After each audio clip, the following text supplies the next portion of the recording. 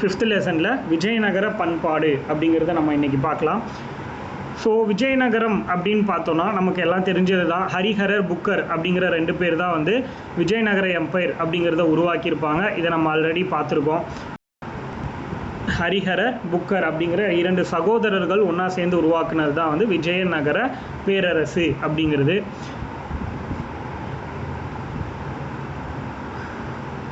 அதுக்கடுத்து பார்த்தீங்கன்னா வித்யாரண்யர் அப்படிங்கிற ஒருத்தரோட உதவியோடு தான் அவர் தொடங்கியிருப்பார் அப்படிங்கிறதுலாம் நமக்கு தெரிஞ்சது. 1336 வருஷத்தில் துங்கபத்ரா நதிக்கரையில் விஜயநகர பேரரசுங்கிறத உருவாக்கியிருப்பாங்க. இதெல்லாம் நம்ம வந்து விஜயநகர பேரரசை பற்றி படிச்சிட்டோம் ஆல்ரெடி ஒரு கிளாஸில். அதுக்கடுத்து பார்த்தீங்கன்னா கிட்டத்தட்ட 4 நூற்றாண்டு வந்து இவங்களோட காலம் இருந்துச்சு அப்படிங்கிறதையும் சொல்லியிருக்காங்க. இதில் வந்து பார்த்திங்கன்னா 4 வகையான வம்சங்கள் இருந்துச்சுன்னு சொல்கிறாங்க. 4 dynasty: Sangama dynasty, Saluva dynasty, Tuluva dynasty, Aravidu. அதில் ரொம்ப ஃபேமஸானு பார்த்தோன்னா துளுவா டைனஸ்டி. ஏன்னா அதில் கிருஷ்ணதேவராயர் வருவார். அவரால் தான் வந்து கோவில்கள் அப்படிங்கிறது ஏற்படுத்தப்பட்டுச்சு இன்றைக்கி இந்தியாவில் அதிகமாக, முக்கியமாக சவுத் இந்தியாவில். விஜயநகரம் அப்படிங்கிறதுக்கு என்ன விளக்கம் அப்படிங்கிறத கொடுத்துருக்காங்க. 3ஆம் வல்லாளதேவன் தம் நாட்டோட வடக்கு எல்லையை இஸ்லாமிய படையெடுப்புகளின்றி காப்பதற்கு துங்கபத்ரை நதிக்கு தென்கரையில் தம்மோட மகன் வீர விஜய வல்லாளனின் பேரில் விஜயநகரத்தை அமைக்கிறாரு. அதனால் இது விருப்பாட்சபுரம், ஒசப்பட்டினம், இதெல்லாம் சொல்கிறாங்க. இது நிறைய டைப்பில் வந்து ரீசன் சொல்லுவாங்க. சும்மா படிச்சுக்கோங்க, அதெல்லாம் நம்ம கேட்க மாட்டாங்க. இதில் என்ன ஒரு முக்கியமானது அப்படின்னு பார்த்தீங்கன்னா இலக்கிய சான்றுகள். இவங்களோட பீரியடில் வடமொழி, தெலுங்கு, கன்னடம், தமிழ் இந்த மொழிகள் எல்லாம் இருந்திருக்கு அப்படின்னு சொல்கிறாங்க. கிருஷ்ணதேவராயர் எழுதின ஆமுக்த மால்யத்தாங்கிற புக்கை கொடுத்துருக்காங்க. ஆமுக்த மால்யத்தம் அப்படின்றது என்னது? அதாவது ஆண்டாளை பற்றின ஒரு புத்தகம். ஆண்டாள் வந்து எப்பயுமே வந்து அந்த இறைவனுக்கு மாலை போடுறதுக்கு முன்னாடி வந்து என்ன பண்ணுவாங்க, தான் வந்து முதல் அணிந்துக்கிட்டு அதுக்கப்புறமா அது இறைவனுக்கு கொடுப்பாங்கன்ற மாதிரிலாம் பார்த்துருப்போம் நம்ம. ஸோ அதுக்கடுத்து வந்து கங்காதேவிங்கிறவங்க மதுரா விஜயம் அப்படிங்கிறத எழுதியிருக்காங்க. குமார கம்பனோட மனைவி தான் கங்காதேவி. இவங்க வந்து மதுரையில் இருந்த சுல்தானியர்களை வந்து வென்று அந்த இடத்துல வந்து விஜயநகரத்துடைய ஆட்சி நிறுவனதுனால இவங்க வந்து என்ன சொல்கிறாங்க, இவங்க வந்து அவங்களோட ஹஸ்பண்டை பற்றி புகழ்ந்து இந்த புக்கை வந்து எழுதியிருப்பாங்க. அதுக்கடுத்து வந்து பார்த்திங்கன்னா அல்லசானி பெத்தன்னா வந்து மனுசரிதம் அப்படின்னு ஒரு புக் எழுதியிருக்காரு. இதெல்லாம் யார் எழுதுனாங்கிறது ரொம்ப ரொம்ப முக்கியம். இந்த 3 புத்தகத்தையும் நல்லா படிச்சுக்கோங்க. ஸோ மனுசரிதம் எழுதினது யாருன்னா அல்லசானி பெத்தன்னா. அதுக்கடுத்து நந்தி, திம்மண்ணா, தெனாலிராமன் இவங்கெல்லாம் யாருன்னா ஒரு 8 பேர் வந்து இருப்பாங்க புலவர்கள். யாரோட அவையில்னா இவரோட துளுவ வம்சத்தில் இருக்கக்கூடிய கிருஷ்ணதேவராயரோட அவையில் இருந்திருப்பாங்க அப்படிங்கிறத நம்ம ஆல்ரெடி பார்த்துருப்போம்.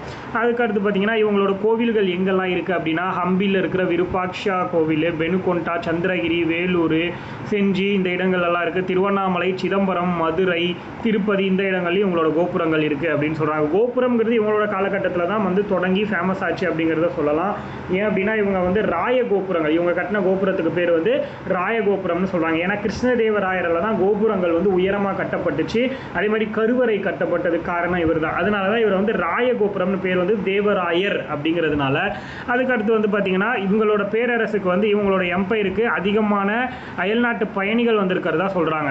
யார்? மொரோக்கோ நாட்டில். இதெல்லாம் தெரியணும் உங்களுக்கு. யார் எந்த நாட்டிலேருந்து வந்தாங்க? மொரோக்கோ நாட்டிலேருந்து வந்தவர் இப்பன் பத்துதா. அதே மாதிரி வெனிஷிய நாட்டிலேருந்து நிக்கோலோ கோண்டி அப்படிங்கிறவர் வந்தார். இதெல்லாம் நம்ம ஓரளவுக்கு தெரிஞ்சுக்கணும். அதுக்கடுத்து பாரசீகத்தில் அந்த பெர்ஷியன் ட்ராவலராக வந்தவர் அப்துல் ரசாக். இவங்க 3 பேரை பற்றி நம்ம டீட்டெயிலாக ஒரு வந்து புக்கில் படிப்போம். ஸோ ஜஸ்ட் வந்து இப்போதைக்கு வந்து இந்த பேர் இது மட்டும் தெரிஞ்சால் கூட போதும். நீங்கள் வேறு எதுவும் படிக்கணும்னு அவசியமும் கிடையாது. அவங்க எங்கேருந்து வந்தாங்க ப்ளஸ் யார் வந்தாங்க அப்படிங்கிறது. அதுக்கடுத்து இவங்களோட பீரியடில் வந்து ஆட்சியை வந்து 4ஆக பிரித்து வச்சுருந்தாங்க. அதெல்லாம் கொடுக்குறாங்க. இதெல்லாம் நமக்கு இந்த இடத்துல வேண்டாம்.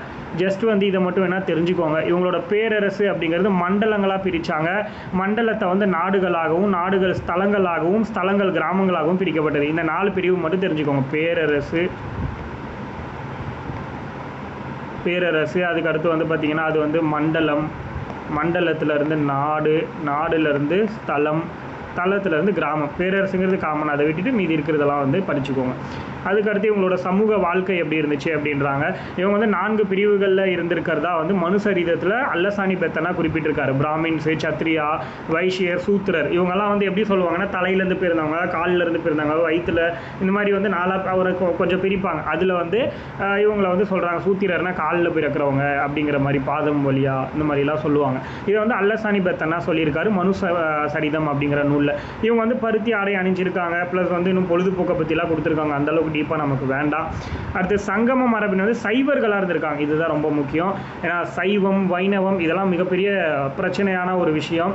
ஏன்னா நம்ம கூன் பாண்டியனை வந்து நிமிர்ந்து நின்ற பாண்டியனாக மாற்றினார் இல்லையா, அது வந்து யார் அப்படின்னு பார்த்தோன்னா சம்பந்தர் அப்படிங்கிறவர் தான் பண்ணியிருப்பார். ஏன் அப்படின்னா அவர் வந்து ஒரு சைவராக இருப்பார், ஆனால் சமணர்கள் வந்து இவரை வந்து ரொம்ப கீழ்த்தனமாக நடத்தியிருப்பாங்க. அதுக்கு ஒரு கதையே இருக்குது, நம்ம அதை பார்ப்போம் ஃப்ரீ டைமில்.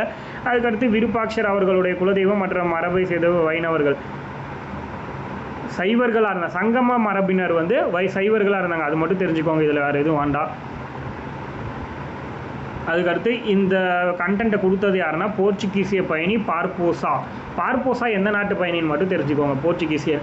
இவங்கள விஜயநகர எம்பையரோட பீரியடில் வந்து மகளிரோட நிலை எப்படி இருந்துச்சு அப்படின்னா பழமையான விஷயங்களில் அதிக நம்பிக்கை கொண்டிருந்தாங்கன்னு சொல்கிறாங்க. அரச குல பெண்கள் கல்வியில் சிறந்து விளங்குனாங்க. அதுதான் அதில் ரொம்ப முக்கியமாக குமார கம்பனோட மனைவி கங்காதேவியை கொடுத்துருக்காங்க. ஹன்னம்மா, திருமலம்மா இவங்கெல்லாம் அந்த காலத்தில் புகழ் வாய்ந்த பெண்பார் புலவர். ரொம்ப தெளிவாக நோட் பண்ணிக்கோங்க, ரொம்ப முக்கியமான பெண்பார் புலவர்கள் வந்து 3 பேர் வந்து யார் யார் அப்படின்னா விஜயநகர எம்பையர் பீரியடில் கங்காதேவி, ஹன்னம்மா, திருமலம்மா. இவங்களை தவிர வேறு யாரையாவது கொடுத்தாங்கன்னா அவங்க விஜயநகர எம்பரை வந்து சாராதவங்க அப்படிங்கிறது உங்களுக்கு சூஸ் பண்ண தெரியணும் ஆப்ஷனில் இருந்து. அதுக்கடுத்து சேவை வந்து கோவில்களுக்கு சேவை செய்கிறதுக்காக பெண்கள் இருந்தாங்க. தேவதாசி அப்படிங்கிற சிஸ்டம் வந்து இருந்திருக்கு இவங்க பீரியடில். இதெல்லாம் கூட கேட்கலாம். பலதார மனம், அதாவது ஒரே ஒருத்தர் வந்து நிறைய பொண்ணுங்களை வந்து திருமணம் பண்ணிக்கிறது.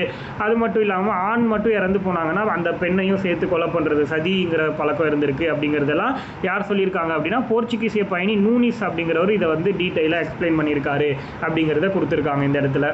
அதுக்கடுத்து விஜயநகர அரசுடைய சின்னம் வந்து வராகன், பன்றின்னு சொல்லுவாங்க இல்லையா, அதுதான் வந்து வராகன் அப்படின்னு சொல்கிறாங்க. இவங்களோட நாணயமும் வராகன் தான், அதாவது திருமாலுடைய வராக அவதாரம் பின்பற்றப்பட்ட ஒரு அரச சின்னம் அப்படின்னு சொல்கிறாங்க. இவங்க வந்து வைணவர்கள், பெரும்பாலானோர் வைணவர்கள் அப்படின்னு சொல்கிறாங்க. முக்கியமாக சங்கம வம்சக்காரங்க வம்சத்தை சேர்ந்தவங்க வந்து சைவ வம்சத்தை சேர்ந்தவங்க, மற்றபடி பெரும்பாலானவங்க வந்து வைணவர்களாக இருந்திருக்காங்க. புரியுதா? அதுக்கடுத்து வந்து இவங்களுடைய எக்கானமிக்கல் இதை பொறுத்த வரைக்கும் எப்படி இருந்தாங்க, வராகன் அப்படிங்கிற நாணயத்தை வந்து வெளியிட்டிருக்கிறதா சொல்கிறாங்க. அது வந்து தங்க நாணயம் அப்படிங்கிறது வராகன், அதாவது விஜயநகர எம்பையர் பீரியடில் பயன்படுத்தின நாணயம் வந்து எந்த நாணயம்னு கேட்டாங்கன்னா தங்க நாணயம். அதுக்கு பேர் என்னென்னா வராகன். ஏன்னா லாஸ்ட் டைம் வந்து ஏதோ ஒரு எம்பையர் கொடுத்து இவங்க யூஸ் பண்ண நாணயம் எது அப்படிங்கிற மாதிரி கேட்டிருந்தாங்க. ஸோ இவங்களோட விஜயநகர எம்பையரோட நாணயத்தில் வந்து பார்த்திங்கன்னா காளையோட உருவம் இருக்கும், யானையோட உருவம் இருக்கும், கண்ட பெருண்டா, அதை இது ஒரு கற்பனையான பறவை அப்படின்னு சொல்கிறாங்க.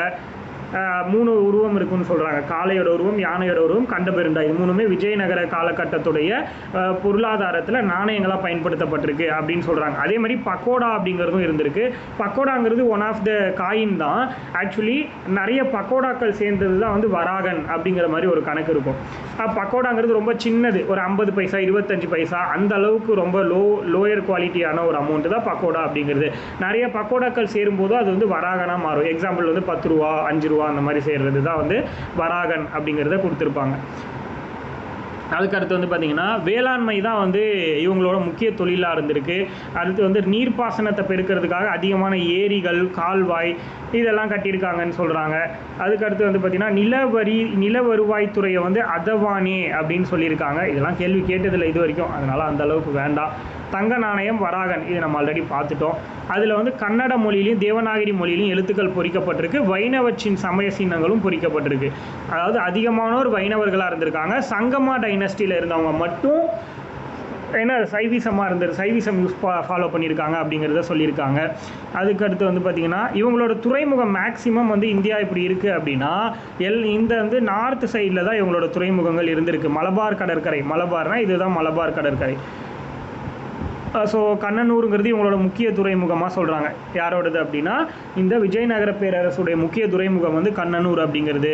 அதுக்கடுத்து வேறு என்ன சொல்கிறாங்க, இவங்க வந்து ஏற்றுமதி பண்ண பொருட்கள் வந்து பருத்தி, பட்டு, நறுமண பொருள், அதாவது வாசனை திரவியங்கள், அரிசி, வெடி உப்பு, சர்க்கரை இதெல்லாம் ஏற்றுமதி பண்ணியிருக்காங்க. குதிரை, முத்து, செம்பு, பவளம், பாதரசம், அடுத்து சீனத்து பட்டு, வெல்வெட் துணி இது எல்லாத்தையும் இறக்குமதி பண்ணியிருக்காங்கன்னு சொல்கிறாங்க. இவங்க பீரியடில் வந்து என்னது கப்பல் கட்டும் தொழில் வந்து வளர்ச்சி அடைஞ்சிருக்கு அப்படிங்கிறதையும் கொடுத்துருக்காங்க இந்த இடத்துல. அதுக்கடுத்து நீதிமுறை, இவங்க எப்படிலாம் வந்து நீதி வழங்கினாங்க, தண்டனை வழங்கினாங்க தப்பு பண்ணவங்களுக்கு அப்படிங்கிறத கொடுத்துருக்காங்க. தர்ம சாஸ்திரத்தோட அடிப்படையில் தான் கொடுத்துருக்கிறதா சொல்கிறாங்க. அதுக்கடுத்து வேறு என்ன சொல்லியிருக்காங்க, அதே மாதிரி இவங்க வந்து துரோகம், கவர்மெண்ட்டுக்கு ஏதாவது ஒரு துரோகம் பண்ணால் விஷத்தை கொடுப்பாங்க. எதுக்காக அப்படின்னா இவங்க வந்து தப்பு பண்ணியிருக்காங்களா இல்லையான்னு கன்ஃபார்ம் பண்ணுறதுக்கு அவங்க வந்து விஷத்தை குடிக்க சொல்லுவாங்க. அந்த விஷத்தை அவங்க குடித்து செத்து போயிட்டாங்கன்னா தப்பு பண்ணியிருக்காங்கன்னு அர்த்தம். அதே மாதிரி விஷத்தை குடித்து அவங்க உயிர் போகலைன்னா அவங்க எந்த தப்பும் பண்ணலன்னு அர்த்தம். இப்படிலாம் வந்து இருந்திருக்கு அவங்களோட பீரியடில். பட் இது வந்து முட்டாள்தனங்கிறது அப்போ அவங்களுக்கு புரியல. ஏன்னா மூளைங்கிறது அப்போல்லாம் கம்மியாக தானே இருந்துச்சு, போக போக தான் வளர்ச்சி அடைஞ்சிச்சு. அதுக்கடுத்து வந்து பார்த்திங்கன்னா கண்களை குருடாக்குறதும் இருந்திருக்கு, கைகளை வெட்டுறது இருந்திருக்கு, அதெல்லாம் இங்கே கொடுக்கல. அடுத்து வந்து கோயில் சொத்துக்களை திருடியவருக்கு உடல் உறுப்புகளை குறைக்கிறது, அதான் இங்கே கொடுத்துருக்காங்க. கரெக்டு. இந்த மாதிரியான விஷயம்லாம் பண்ணியிருக்காங்க. அதுக்கடுத்து வந்து நயங்கரா சிஸ்டம். நயங்கரா சிஸ்டம் அப்படின்னாலே யார் இதை கொண்டு வந்தவர் அப்படின்னா நம்ம எல்லாருக்குமே தெரியும், விஜயநகர பேரில் துளுவா வம்சத்தை சேர்ந்து கிருஷ்ணதேவராயர் தான் அதை வந்து கொண்டு வந்திருப்பார். நயங்கரா சிஸ்டம், அதாவது நாயக்கர் முறை அப்படிங்கிறது கொண்டு வந்தது இவர் தான் அப்படிங்கிறது நம்ம எல்லாருக்கும் தெரியும். அதுக்கடுத்து வந்து பார்த்திங்கன்னா நில உடைமை முறைகள் கனபோகம் ஏகபோகம் அப்படிங்கிற 2 இருந்திருக்கு. அது சும்மா தெரிஞ்சுக்கோங்க, அதெல்லாம் தேவையில்லை நமக்கு. அதுக்கடுத்து ஆயக்காரர் முறை, அதாவது பாளையக்காரர் முறைன்னு சொல்கிறோம்ல, அதுதான் தென்னிந்தியாவில் தோற்றுவிக்கப்பட்ட முறை தான் பாளையக்காரர். 15ஆம் நூற்றாண்டில் விஜயநகர அரசர்களால் தான் இதுவும் அமைக்கப்பட்டிருக்கு. அதுக்கடுத்து ஒரு கிராமத்தை ஆட்சி பண்ணுறதுக்காக பாளையக்காரர்கள் அப்படிங்கிறவங்கள உருவாக்குனாங்க.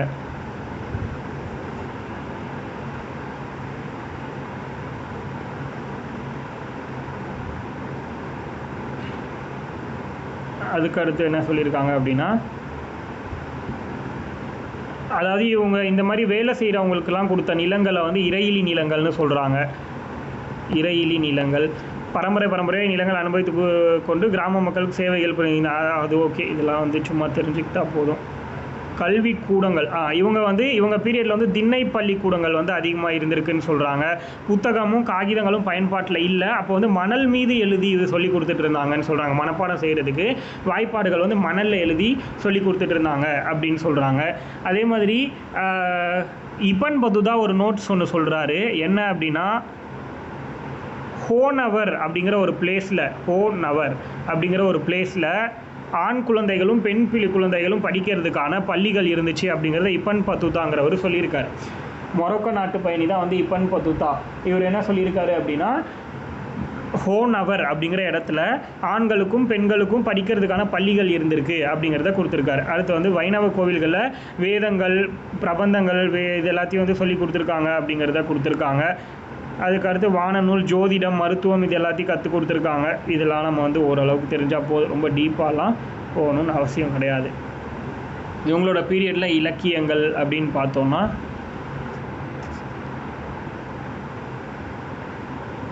இங்கே ஒன்று கொடுத்துருக்காங்க. நானார்த்த ரத்தினம் மாலை அப்படிங்கிறது ஒரு வடமொழி நூல், தண்டநாதருங்கிறவர் எழுதியிருக்காரு. பட் இது வரைக்கும் கேட்டது இல்லை, அதனால இது வேண்டாம். குமாரகம்பனரோட அரசியார், அவங்களோட மனைவி எழுதின கங்காதேவியால் எழுதப்பட்ட மதுரா விஜயம். அதுக்கடுத்து ராமபத்ராம்பாள், அவங்க வந்து ரகுநாத ஆப்யூதயம். அதுக்கடுத்து திருமலம்மாள் அவங்க எழுதினது வரதாம்பிகா பரிணயம். இந்த 3 நூல்களையும் வந்து தெரிஞ்சுக்கோங்க. கங்காதேவியோட மதுரா விஜயம், ராமபத்ராம்பாள்ங்கிறவங்க எழுதினது ரகுநாத ஆப்யூதயம். அதுக்கடுத்து வந்து திருமலாம்பாள் அப்படின்றவங்க எழுதினது வரதாம்பிகா பரிணயம் அப்படிங்கிற நூல். அதுக்கடுத்து வந்து பார்த்திங்கன்னா விஜயநகர பேரரசோட ஆட்சியில் தெலுங்கு மொழி அப்படிங்கிறது மறுமலர்ச்சி அடைந்ததுன்னு சொல்கிறாங்க. யாருடைய காலகட்டத்தில் தெலுங்கு மொழி மறுமலர்ச்சி அடைந்தது அப்படின்னு கேட்டாங்கன்னா விஜயநகர பேரரசுடைய காலகட்டம். அதே மாதிரி அஷ்டதிக்கஜங்கள் 8 பேர் வந்து யாரோட அவையில் இருந்தாங்கன்னா கிருஷ்ணதேவராயர். அஷ்டதிக்கஜம்னா 8 பேருன்னு அர்த்தம். 8 புலவர்கள் யாரோட அவையை அலங்கரிச்சாங்கன்னா அது கிருஷ்ணதேவராயர். நம்ம அதான் பார்த்துருப்போம், தெனாலிராமன், அதுக்கப்புறம் அந்த ஒரு நிறைய பேரை பார்த்துருப்போம் இல்லையா. ஸோ அதே மாதிரி கிருஷ்ணதேவராயர் ஆமுக்த மால்யதா மாதிரி இன்னும் நிறைய புத்தகங்கள் எழுதியிருக்காரு. அதில் வந்து பார்த்திங்கன்னா உஷா பரிணயம், ஜாம்பவதி கல்யாணம், இதெல்லாம் வந்து கிருஷ்ணதேவராயரில் எழுதப்பட்டது அப்படிங்கிறத கொடுத்துருக்காங்க. உஷா பரிணயம், ஜாம்பவதி கல்யாணம், இதெல்லாம் கிருஷ்ணதேவராயரால் எழுதப்பட்டது அப்படிங்கிறது நமக்கு தெரியணும். அதுக்கடுத்து வந்து பார்த்திங்கன்னா அல்லசாணி பெத்தண்ணா வந்து மனுசரிதம் எழுதியிருக்காரு. நந்தி திம்மன், அது அந்த 8 பேர் தான் இவங்க கொடுத்துருக்காங்க பாருங்கள். இங்கேயே ஆந்திர கவி பித்தாமகர் அப்படின்னு அழைக்கப்படுபவர் யாருன்னா அல்லசாணி பெத்தண்ணா அப்படிங்கிறவர். அவர் மணிசரிதம் எழுதியிருக்காரு. அதுக்கடுத்து பார்த்திங்கன்னா நந்தி திம்மண்ணா, இவர் வந்து பாரி ஜாதப கரணமு அப்படிங்கிற நூல் எழுதியிருக்காரு. அடுத்து துர்ஜாதி, காலத்தி, மகாத்தியம், இதெல்லாம் சும்மா தெரிஞ்சுக்கிட்டா போதும். ஒரு சிலருக்கு மட்டும் தெரிஞ்சுக்கோங்க. பிங்காலி, சூரண்ணா, பிரபாவதி, பிரத்யும், அதுக்கடுத்து தெனாலி ராமகிருஷ்ணர் விகட கவி, மதகிரி மல்லார்னாங்கிறது ராஜசேகர சரித்திரமோ ஹயலாய் சும்மா ஒரு தடவை பார்த்துக்கோங்க போதும். இது எழுதணும் படிக்கணும்னு அவசியம் இல்லை டீட்டெயிலாக. பட் ஆனால் அல்லசானி பேத்தனா மனு சரீரம் அது ரொம்ப முக்கியமான ஒரு கேள்வி.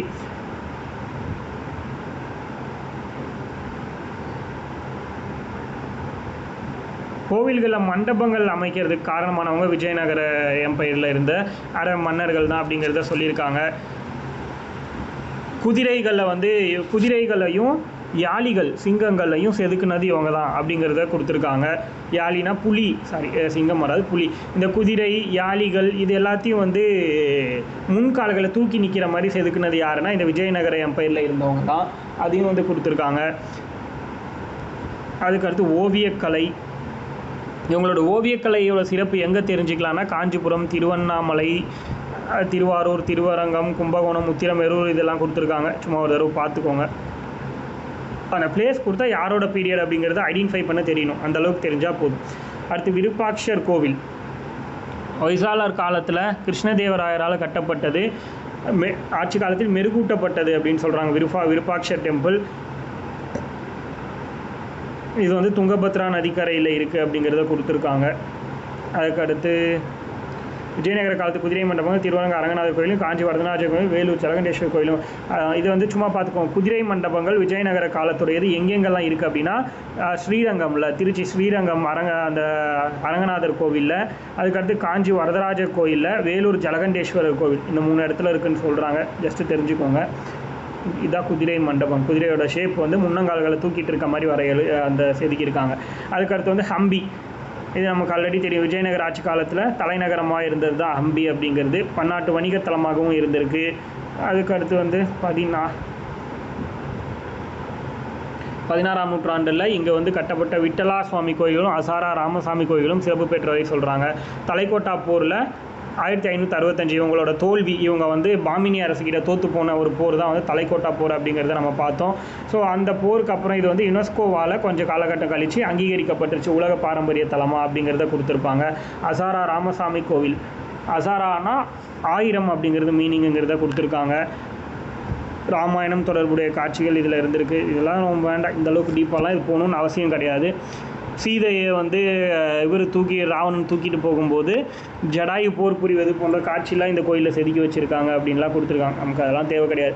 இவங்களோட திருவிழாக்கள் பார்த்தோன்னா மகான், நவமி, தீபாவளி, மகர சங்கராந்தி இதெல்லாம் கொண்டாடுறாங்க. இதெல்லாம் நமக்கு எக்ஸாம் பாயிண்ட் ஆஃப் வியூவில் முக்கியம் கிடையாது. விட்டலா சுவாமி கோவில் இது பார்த்திங்கன்னா மராட்டிய பகுதியில் கிருஷ்ண பகவானை விட்டலர்லாம் சொல்லுவாங்க. இதுவும் வேண்டாம். விட்டலா சுவாமி கோயில் விஜயநகர பீரியடில் கட்டினதுன்னு மட்டும் தெரிஞ்சுக்கோங்க. அந்தளவுக்கு தெரிஞ்சால் போதும். இந்த பெர்ரி ப்ரௌனுங்கிறவர் சொன்னார், இதெல்லாம் வேண்டாம். இந்த 1000 கால் மண்டபம், அதுக்கடுத்து 100 கால் மண்டபம், திருக்குளங்கள், ராஜகோபுரங்கள் இதெல்லாம் இவங்க தான் கட்டியிருக்காங்க. ராஜகோபுரம்னாலே அது கிருஷ்ணதேவராயர் தான். காஞ்சிபுரத்தில் ஏகாம்பரநாதர் கோவில், காளகஸ்தி, திருவண்ணாமலை அருணாச்சலேஸ்வரர் கோவில்,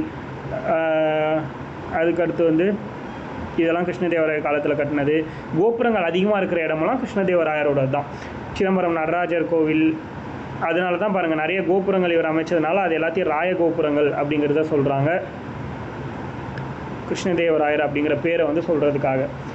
அடுத்து இவர் பேரரசின் கொடை என்னெல்லாம் நாயங்கரா சிஸ்டம். தமிழ்நாட்டில் தெலுங்கு மொழி பரவுறதுக்கும் தெலுங்கு இலக்கியம் வளர்கிறதுக்கும் முக்கிய காரணம் இவங்களோட காட்சி தான் சொல்கிறாங்க. அதுக்கடுத்து திருப்பதி மலையில் இருக்கிற வெங்கடாசலபதி கோயிலை நவீனப்படுத்தினது இவங்க தான் அப்படிங்கிறத சொல்கிறாங்க. வட இந்தியாவில் இருந்த இஸ்லாமிய படையெடுப்பாளர்கிட்ட நம்மளோட இந்திய பண்பாட்டை தமிழ் அதுவும் தென்னிந்திய பண்பாட்டை காப்பாற்றினது யாருன்னா இவங்க தான் கொடுத்துருக்காங்க.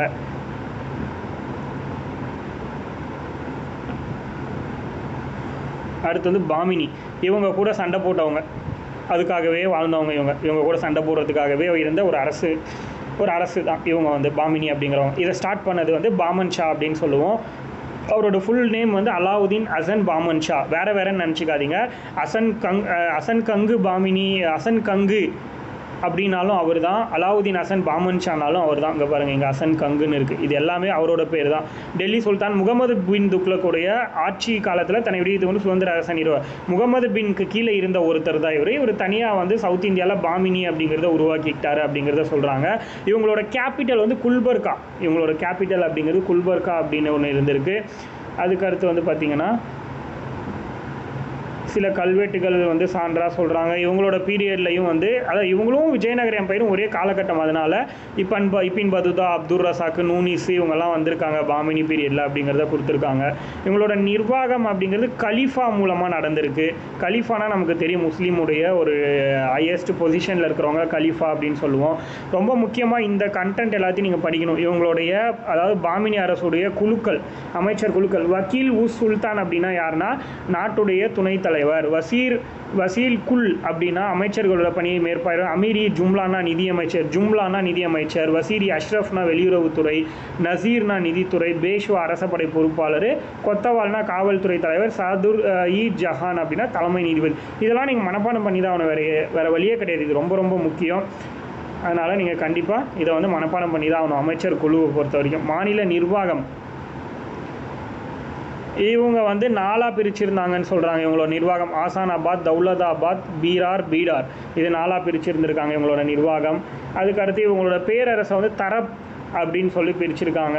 அது வந்து சர்க்கார் அப்படிங்கிற மாதிரி, சர்க்கார், பர்கானா, கிராமம் அப்படின்ற மாதிரி பிரிச்சிருக்காங்க. இவங்களோட ஃபண்டமெண்டலான யூனிட்டுங்கிறதும் கிராமம் தான் அப்படிங்கிறத கொடுத்துருக்காங்க.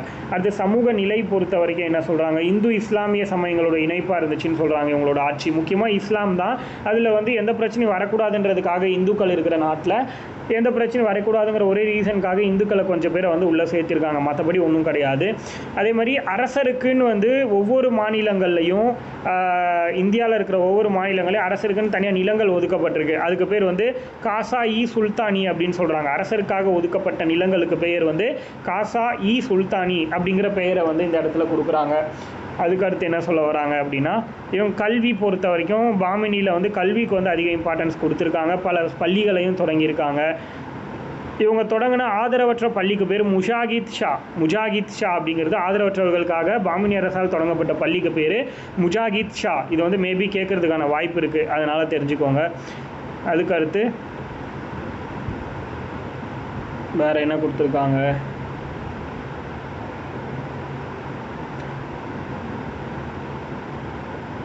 முகமது கவான் பற்றி சொல்லியிருக்காங்க. அதெல்லாம் இது முகமது கவான் பொறுத்த வரைக்கும் இந்த பேராகிராஃபை நல்லாவே படிச்சுக்கோங்க. இது ஃபுல்லாக முகமது கவான் பற்றினது. அவரை பற்றி கண்டிப்பாக நம்ம தெரிஞ்சுக்கணும் டீட்டெயிலாக. இவர் வந்து பார்த்திங்கன்னா பெர்ஷியன் லாங்குவேஜ், அடுத்து வந்து மேக்ஸு, இதிலலாம் வந்து ரொம்ப பெஸ்ட்டாக இருந்திருக்காரு. அதே மாதிரி இவர் ஒரு கவிஞர் மற்றும் ரைட்டர், எழுத்தாளராகவும் இருந்திருக்காரு, பொயட்டாகவும் இருந்திருக்காருன்னு சொல்கிறாங்க. அதே மாதிரி ஒரு பெரிய நூலகத்தை உருவாக்கியிருக்காரு பீடாரில். மதராசானா படிக்கக்கூடிய ஒரு பள்ளி பேர் தான் மதராசா அப்படின்னு சொல்லுவாங்க. அதில் வந்து ஒரு நூலகத்தை உருவாக்கியிருக்காரு. அந்த நூலகத்தில் 3000 கையெழுத்து பிரதிகள் வந்து இருந்திருக்கு அப்படிங்கிறத சொல்கிறாங்க. அதாவது இவரால் எழுதப்பட்ட 3000 இவரோட கையெழுத்தால் எழுதப்பட்ட 3000 நூல்கள் வந்து இடம்பெற்று இருந்திருக்கு அப்படிங்கிறத கொடுத்துருக்காங்க. ரொம்ப முக்கியமான கண்டென்ட் அதெல்லாம். அதுக்கடுத்து குல்பர்காவில் வந்து ஜும்மா மசூதின்னு ஒன்று கட்டியிருக்காங்க. இது வந்து பெர்ஷியன்ஸால் கட்டப்பட்டது அப்படிங்கிறத சொல்கிறாங்க. அதே பெர்ஷியன்ஸால் தான் அவங்களோட காலகட்டத்தில் கோல்கொண்டா, கோல்கும்பாஸ் கட்டினாங்க. இது வந்து விஜயநகரா பீரியடில் கட்டினது.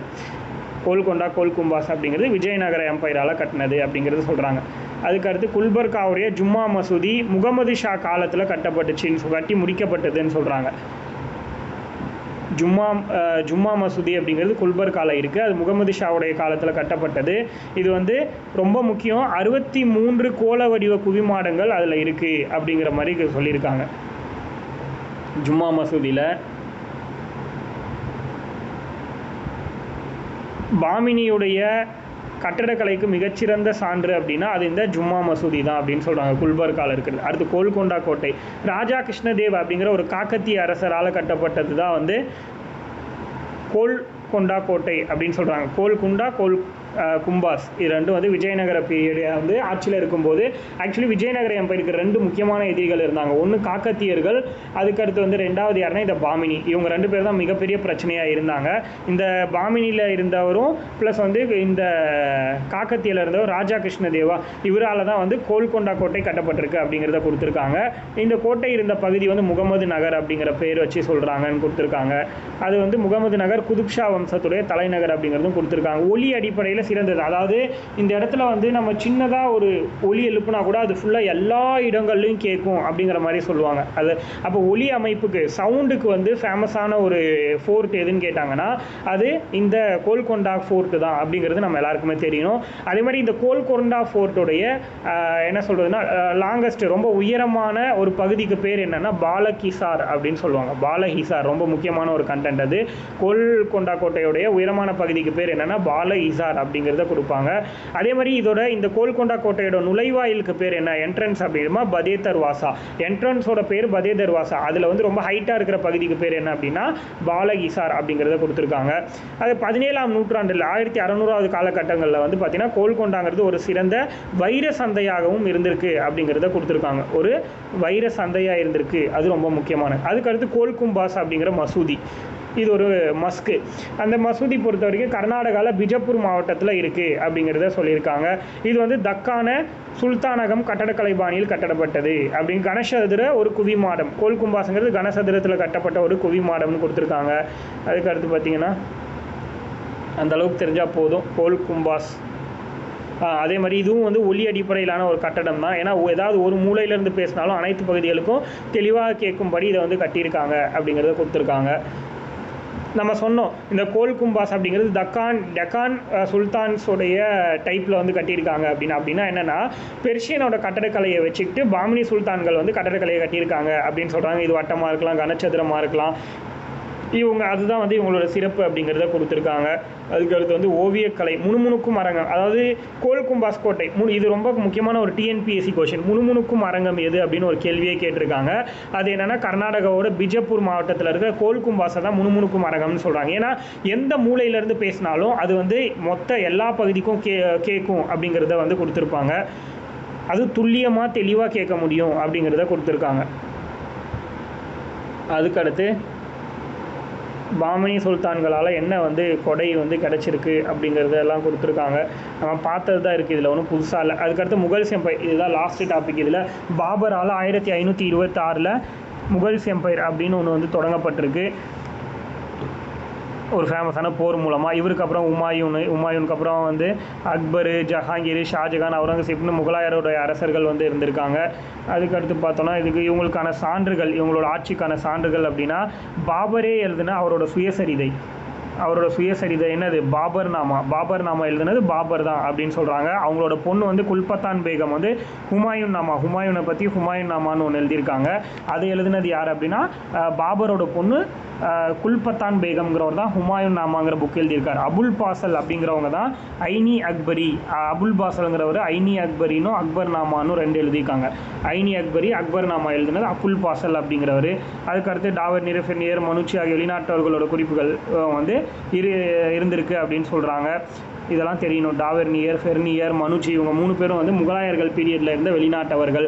அதுக்கடுத்து வந்து பதேபூர் சிக்ரி, தாஜ்மஹால், ஜும்மா மசூதி, டெல்லி கோட்டை, இது எல்லாமே இவங்க கட்டினது தான் அப்படிங்கிறத கொடுத்துருக்காங்க. அடுத்து ஆட்சி முறை. இவங்களோட ஆட்சி முறை வந்து ஆட்சி செஞ்சவரோட மன்னரோட பேர் வந்து பார்த்திங்கன்னா பாதுஷா அப்படின்னு சொல்கிறாங்க. அதாவது மன்னர் பேர், ஆட்சி செய்த மன்னர் பாதுஷா அப்படின்னு சொல்கிறாங்க. அதுக்கடுத்து வந்து இவங்களில் வந்து இந்த இதை கொடுத்துருக்காங்க பாருங்கள். இவங்களோட மினிஸ்ட்ரி வந்து டீட்டெயிலாக எக்ஸ்பிளைன் பண்ணி. வக்கீல் அப்படின்னா தலைமை அமைச்சர், திவானி ஆலானா நிதி அமைச்சர், மீர் பக்ஷினா இராணுவ தலைவர், சுடூர் சமயத்துறை அமைச்சர். இதெல்லாம் கண்டிப்பாக டெஸ்ட்டில் வர்றதுக்கான வாய்ப்புகள் நிறைய அதிகம். காணி சாமன்னா உயர் அரண்மனை அலுவலர், தலைமை காசினா தலைமை நீதிபதி. அதுக்கடுத்து இது இல்லாமல் வேறு யாரெல்லாம் இருக்காங்க மினிஸ்டர்ஸ் அப்படின்னா கொடுத்துருக்காங்க பாருங்கள். தொராகாயி தாக் சவுகினா ஒற்றர் துறை தலைவர், மீர் ஐ அட்டிஷ் பீரங்கி படை, மீர் ஐ பகரிங்கிறவங்க சிறு கப்பற்படை தலைவர், மீர்ஃபார் அப்படின்னா காடுகளோட பொறுப்பாளர், மீர் தோசக் அப்படின்னா அவை சடங்குகளோட பொறுப்பாளர் அப்படிங்கிறத கொடுத்துருக்காங்க. இவங்களோட நில வருவாய் வந்து எப்படி இருந்துச்சு, 8 வகையான வருவாய்கள் வாங்கினாங்க அப்படிங்கிறத கொடுத்துருக்காங்க. ஜஸ்ட்டு தெரிஞ்சுக்கலாம். அதுக்கடுத்து முகலாய பேரரசர் நில வருவாய் முறையை வந்து வரையறுத்தது யாருன்னா அக்பர் தான். ஏன்னா அவருக்கு தான் வந்து தோடர்மால்ங்கிற ஒரு வருவாய்த்துறை அதிகாரி இருப்பார். அவருக்கு தான் இங்கே கொடுத்துருக்காங்க பாருங்கள். தோடர்மால் வந்து நில வருவாய்த்துறையுடைய ஆலோசனைப்படி இவர் தான் வந்து அக்பருடைய வருவாய்த்துறை அதிகாரி வந்து தோடர்மால். வருவாய்த்துறை அதிகாரின்னா நம்ம என்னென்னு சொல்கிறோம், இந்த இடத்துல கொடுத்துருப்பாங்க பாருங்கள். வருவாய்த்துறை அதிகாரி வருவாய்த்துறை அதிகாரிக்கு, அதாவது திவானி ஆலா, அவர் தான் நிதியமைச்சர், அதான் வருவாய்த்துறை அதிகாரி திவானி ஆலான்னு சொல்கிறோம். அவர் தான் யாருன்னா அக்பரை பொறுத்த வரைக்கும் தோடர்மால் அப்படிங்கிறவர். அவரோட ஆலோசனைப்படி ஜப்திங்கிற ஒரு சிஸ்டத்தை வந்து கொண்டு வந்திருக்கார். ஜப்திங்கிற சிஸ்டத்தை அறிமுகப்படுத்தினது யாருன்னா அக்பர். யாரோட ஆலோசனைப்படினா அவருடைய வருவாய்த்துறை அமைச்சரான தோடர்மாலோடைய ஆலோசனைப்படி.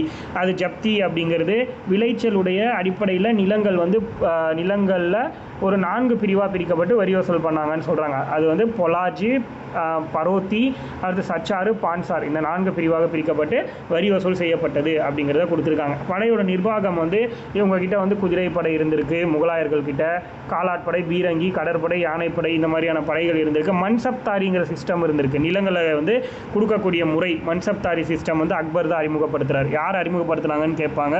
அது வந்து அக்பர் அப்படிங்கிறது எழுத தெரியணும். அதுக்கடுத்து குதிரைப்படை வீரர்களுக்கு வந்து சில்லேஸ்தா அப்படின்னு பெயர் இருக்குது. இதெல்லாம் ரொம்ப முக்கியம். குதிரைப்படை வீரர்களுக்கு சில்லேஸ்தா அப்படிங்கிற ஒரு பெயர் இருக்குங்கிறது. அதுக்கடுத்து வந்து பார்த்திங்கன்னா மன்சப்தாரி சிஸ்டம். இதை வந்து அக்பர் வந்து 1571 வருஷத்தில் அறிமுகப்படுத்தியிருக்காரு. மன்சப் அப்படிங்கிறது வந்து அரேபியன் வேர்டு. அதுக்கு வந்து தரம் அல்லது தகுதி அப்படின்னு பெயருங்கிறத சொல்கிறாங்க. அதாவது தகுதிக்கேற்றார் போல் அவங்களுக்கு வந்து நிலத்தை கொடுக்குறது. ஸோ இப்போ தரவரிசை இப்போ 10 முதல் 10,000 ஒருத்தங்களோட தகுதிக்கேற்ப 10 முதல் 10,000 வரையிலான குதிரைப்படை தலைவர்களை வந்து ஒதுக்கிடுவாங்க. அவங்கள வந்து பார்த்துக்கிறது தான் இவங்களுக்கு வேலை. அவங்கள பார்த்துக்கிறாங்க இல்லையா, அதை பொறுத்து அவங்களுக்கு வந்து குறிப்பிட்ட நிலங்களை வந்து கொடுப்பாங்க இலவசமாக. அதாவது மன்சப்தாரி சிஸ்டம்னா 10,000 10,000 வரையிலான அளவில் வந்து குதிரைப்படை வீரர்கள், யானைப்படை வீரர்கள், காலாட்படை வீரர்கள், இந்த மாதிரி இருக்கிறவங்கள பிரித்து கொடுப்பாங்க ஒவ்வொருத்தங்களோட திறமையை பொறுத்து. அதே மாதிரி அவங்களோட குதிரை எது அப்படிங்கிறது ஐடென்டிஃபை பண்ணுறதுக்கு ஒரு வகையான குதிரைகளுக்கு சூடு போடும் முறையும் இவரோட காலத்தில் பின்பற்றப்பட்டுச்சு. அது டாக் அப்படின்னு சொல்லுவாங்க. அதை நம்ம ஆல்ரெடி பார்த்தோம். முன்னாடி காலத்திலே டெல்லி சுல்தான்ஸ் பீரியட்லேருந்தே அது இருக்கும் அப்படிங்கிறத நம்ம பார்த்துருப்போம். அடுத்து இவங்களோட சமூக நிலை அப்படின்னு பார்த்தோம்னா இந்து, இஸ்லாம், இந்த மாதிரி எல்லாருமே இவங்களோட பீரியடில் இருந்தாங்க. அதே மாதிரி இந்துக்களை ரஜபுத்ராஸ் அப்படிங்கிறவங்களும் பிராமின்ஸும் தான் வந்து ரொம்ப அதிகமாக வந்து இருந்தாங்க. ரொம்ப ஹையஸ்ட் பிளேஸில் வச்சு போற்றப்பட்டது அவங்கள தான் அப்படிங்கிறத கொடுத்துருக்காங்க. முஸ்லீமுக்கு வந்து அதிக மதிப்பு இருந்துச்சுன்னு சொல்கிறாங்க. அதே மாதிரி பெண்களுக்கு வந்து ஓரளவுக்கு வந்து என்ன சொல்கிறாங்க அப்படின்னா ஓரளவுக்கு பெண்களுக்கு மரியாதை இருந்துச்சுன்னு சொல்கிறாங்க. ஆனால் ஆணாதிக்கம் தான் அதிகமாக இருந்திருக்கு. இந்த காலகட்டத்தில் இவங்களோட காலகட்டத்தில் பெண் குழந்தை திருமண முறையால் பாதிக்கப்பட்டிருக்காங்க. பிறந்த உடனே 10 வயசு அந்த மாதிரி திருமணம் பண்ணுறது, இந்த மாதிரி விஷயம்லாம் இருந்திருக்கு. அதே மாதிரி விதவைகள் வந்து மறுமணம் பண்ணிக்கிறதுக்கு அங்கீகரிக்கப்படலை. பட் இருந்தாலும் பலதார மனம் வந்து இவங்க பீரியடில் இருந்திருக்கு. அது வந்து இங்கே கொடுக்கல, பட் ஆனால் இருந்துச்சு. அதுக்கடுத்து வந்து இவங்களோட பீரியடில் கல்வி நிறுவனங்களுக்கு வந்து மக்தப்னும் மதரசான்னும் பேர் இருந்திருக்கு. அதை கொடுத்துருக்காங்க. இவங்க எங்கெங்கெல்லாம் இருந்தாங்கங்கிறத கொடுத்துருக்காங்க. அதே மாதிரி பெர்ஷியன் லாங்குவேஜ் தான் முகல்ஸ் எம்பையரோட அஃபிஷியல் லாங்குவேஜாக இருந்திருக்கு அப்படிங்கிறதையும் கொடுத்துருக்காங்க. அதுக்கடுத்து பொருளாதார நிலை. இவங்களோட முக்கிய தொழிலே வந்து வேளாண்மை அப்படிங்கிறத கொடுத்துருக்காங்க. என்னென்ன விலை வாங்கங்கிறதையும் கொடுத்துருக்காங்க. அதே மாதிரி ரொம்ப முக்கியமாக 17th செஞ்சுரியில் இவங்க தான் வந்து புகையிலை, மக்காச்சோளம், உருளைக்கிழங்கு, மிளகாய், இது எல்லாத்தையும் வந்து புதுசாக அறிமுகப்படுத்துகிறாங்க. இந்த உலகத்துக்கு புகையிலை, அடுத்து வந்து மக்காச்சோளம், உருளைக்கிழங்கு, மிளகாய், இது 4ஐயும் அறிமுகப்படுத்தினது இவங்க தான். பிரியாணின்னு சொல்கிறோம்ல, அதை அறிமுகப்படுத்தினது இவங்க தான். அதுக்கடுத்து வந்து ஷேத் மற்றும் போரா அப்படிங்கிறது. ஷேத் அப்படின்னா ஷேத் போரா, இது ரெண்டுமே யாரை குறிப்பிடக்கூடிய வேர்டு அப்படின்னா அந்த பீரியடில் அயல்நாட்டு வணிகர்களை வந்து குறிப்பிடக்கூடிய ஒரு பெயர் தான் வந்து ஷேத் அண்ட் போரா அப்படின்னு சொல்கிறாங்க. உள்நாட்டு வாணிகத்தில் ஈடுபட்டவங்களுக்கு வந்து பேர் என்னென்னா பானிக் அப்படிங்கிறத சொல்லியிருக்காங்க. அதே மாதிரி மொத்த தானிய வாணிபத்தில் ஈடுபட்டவங்க பஞ்சாராக்கள். அயல்நாட்டு வணிகர்களுக்கு பேர் ஷேத் போரா. அதே மாதிரி மொத்தமாக எல்லா தானிய வணிகத்தில் ஈடுபட்டவங்களுக்கு பஞ்சாராக்கள் அப்படிங்கிற பேர் அப்படிங்கிறத சொல்கிறாங்க. அதுக்கடுத்து ஆசிய நாடுகள் இதெல்லாம் ஓகே. இதெல்லாம் எனக்கு காஷ்மீர் சால்வைகள், கம்பெனி, ஓகே. இது வந்து ரொம்ப முக்கியம். இந்த இடத்துல என்ன தெரிஞ்சுக்கணும் அப்படின்னா மஸ்லின் துணிகள், பட்டு ஆடைகள், அதுக்கடுத்து வந்து ஜவுளி பொருள் பொறுத்த வரைக்கும் சோழமண்டல் கடற்கரை தான் வந்து ரொம்ப ஃபேமஸாக இருந்திருக்கு. ஜவுளி பொருள் பொறுத்த வரைக்கும் முகல்ஸ் பீரியடில் சோழமண்டல் கடற்கரை தான் ரொம்ப ஃபேமஸாக இருந்திருக்குங்கிறத கொடுத்துருக்காங்க. அதுக்கடுத்து ஆடம்பர பொருட்கள் வந்து குஜராத் வந்து ஃபேமஸாக இருந்திருக்கு. எக்ஸாம்பிளுக்கு வந்து பார்த்திங்கன்னா காரியம், செம்பு, போர்க்குதிரை, தந்தம், இது எல்லாமே குஜராத்தில் வந்து ரொம்ப ஃபேமஸாக இருந்திருக்குன்னு சொல்கிறாங்க. அதுக்கடுத்து இவங்க வந்து பருத்தி ஆடைகள் வந்து அதிகமாக வெளிநாடுகளுக்கு ஏற்றுமதி பண்ணியிருக்காங்கங்கிறத கொடுத்துருக்காங்க. அதே மாதிரி கர்கானாக்கள்ங்கிற பெயரில் தொழிற்சாலைகள் வந்து அதிகமாக அக்பர் பீரியடில் ஏற்படுத்தப்பட்டிருக்கு, அதையும் கொடுத்துருக்காங்க. சீனா, ஜப்பான், இவங்க வந்து அதிகமாக நம்மளுடைய பருத்தி ஆடைகளை வாங்கியிருக்காங்கங்கிறத கொடுத்துருக்காங்க. இது ரொம்ப முக்கியம். இவரோட பேரரசு அக்பர் பீரியடில் ப்ளஸ் காமனாகவே வந்து முகல்ஸ் பீரியடில் அப்படின்னு பார்க்கும்போது இவங்களோட பேரரசை வந்து சுபாக்கள் அப்படின்னு பிரிச்சிருக்காங்க. சுபா அப்படின்னா அந்த ஸ்டேட்டு, இவங்களோட வந்து நாட்டை வந்து ஸ்டேட்டாக பிரிச்சிருக்காங்க. அந்த ஸ்டேட்டுக்கு பேர் சுபான்னு சொல்கிறாங்க. அந்த சுபாவை வந்து சர்க்கா அப்படின்னு பிரிச்சிருக்காங்க. அது வந்து டிஸ்ட்ரிக்டோட பேர். சர்க்கா அப்படிங்கிறது பர்கானான்னு பிரிச்சிருக்காங்க. அப்போது பேரரசுங்கிறது சுபாவாக மாறி இருக்குது, சுபாங்கிறது வந்து சர்க்கான்னு மாறி இருக்குது, சர்க்காங்கிறது பர்கானான்னு மாறி இருக்குது அப்படிங்கிறத சொல்கிறாங்க. அதே மாதிரி சுபாவை வந்து அட்மினிஸ்ட்ரேஷன் பண்ணவர், நிர்வாகம் பண்ணவர் சுபேதார் அப்படின்னு சொல்கிறாங்க. அவங்களுக்கு உதவி பண்ணுறதுக்காக திவான் அப்படிங்கிற ஒரு மாநில நிதி அமைச்சர் இருந்திருக்காரு. அதுக்கடுத்து மாநில சதர் அப்படிங்கிறவர் இருந்திருக்கார். சதர்னா சமயத்துறை அமைச்சர், புரியுதா? சதருங்கிறவர் சமயத்துறை அமைச்சர். அதுக்கடுத்து வந்து மாநில பக்ஷி அப்படின்னா வழக்கு விசாரிக்கக்கூடிய அலுவலர். கொத்தவால்ங்கிற நிர்வாக அலுவலர், நகரத்தை நிர்வகிக்கிறவர் கொத்தவால். அதுக்கடுத்து வந்து பார்த்திங்கன்னா சர்க்கார்கள் பாஜ்தாருங்கிறவங்களும், சர்க்காரை நியமித்தவங்க, சர்க்காரை வந்து பார்த்துக்கிட்டவங்க பாஜ்தார்.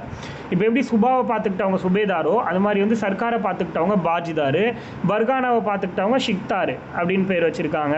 இந்த அளவுக்கு தெரிஞ்சது அப்படின்னா போதுமானது.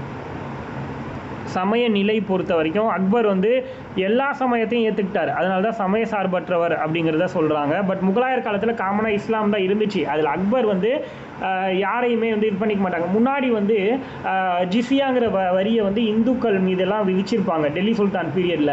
அதை வந்து முகல்ஸ் பீரியட்லையும் கண்டினியூ ஆகிருக்கும். ஆனால் இவர் என்ன பண்ணியிருப்பாருன்னா அக்பர் மட்டும் இந்துக்கள் மீது இருந்த ஜிசியா வரியை நீக்கியிருப்பார். அது வேண்டாம், எதுக்கு அவங்களுக்கு சம்மந்தம் இல்லாத ஒரு வரி அப்படிங்கிறத இவர் சொல்லியிருப்பார்.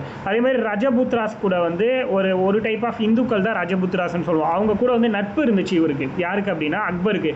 பட் மற்ற எந்த ஒரு முகல்ஸ்க்கும் வந்து அப்படி ஒரு நட்பு கிடையாது அப்படிங்கிறத சொல்கிறாங்க.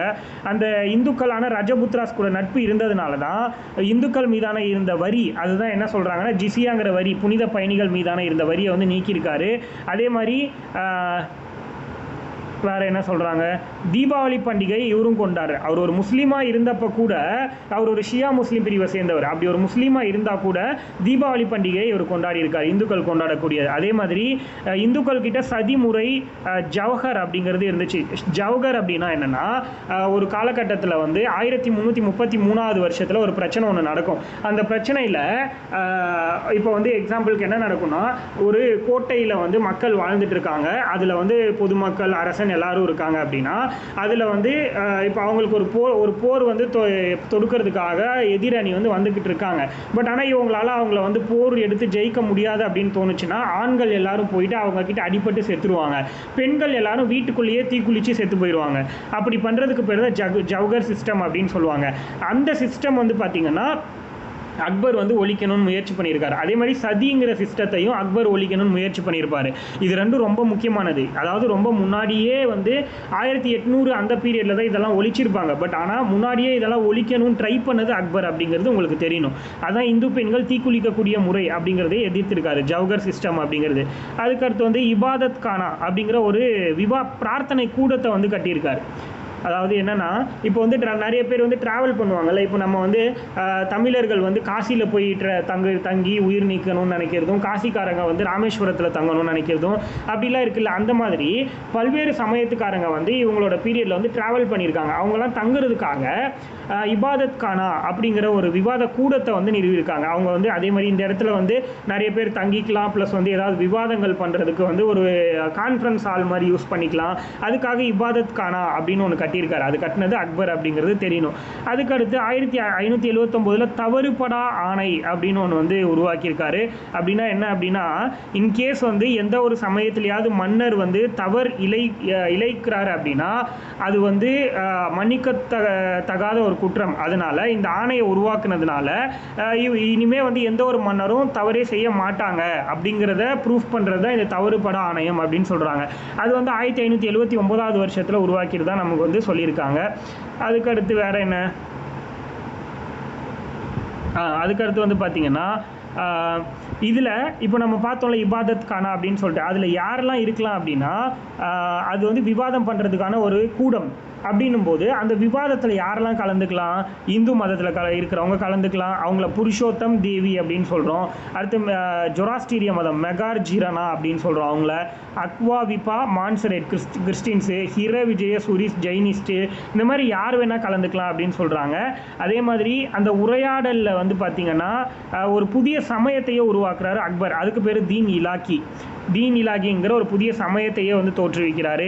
அதே மாதிரி அக்பர் வந்து இந்துவையும் சரி, இப்போ இஸ்லாம் தான் அக்பர் அப்படிங்கிறதுனால இஸ்லாம் உயர்ந்த நிலையிலையும் இந்துவை தாழ்ந்த நிலையிலையும் வச்சுலாம் அவர் வந்து பார்க்கல. மற்றவங்க அப்படி தான் பார்த்தாங்க. ஆனால் அக்பர் பொறுத்த வரைக்கும் இந்து, இஸ்லாம், சீக்ஸ் எல்லாரையும் வந்து ஈக்குவல் இம்பார்ட்டன்ஸ் கொடுத்து தான் நடத்தியிருக்காரு அப்படிங்கிறத கொடுத்துருக்காங்க.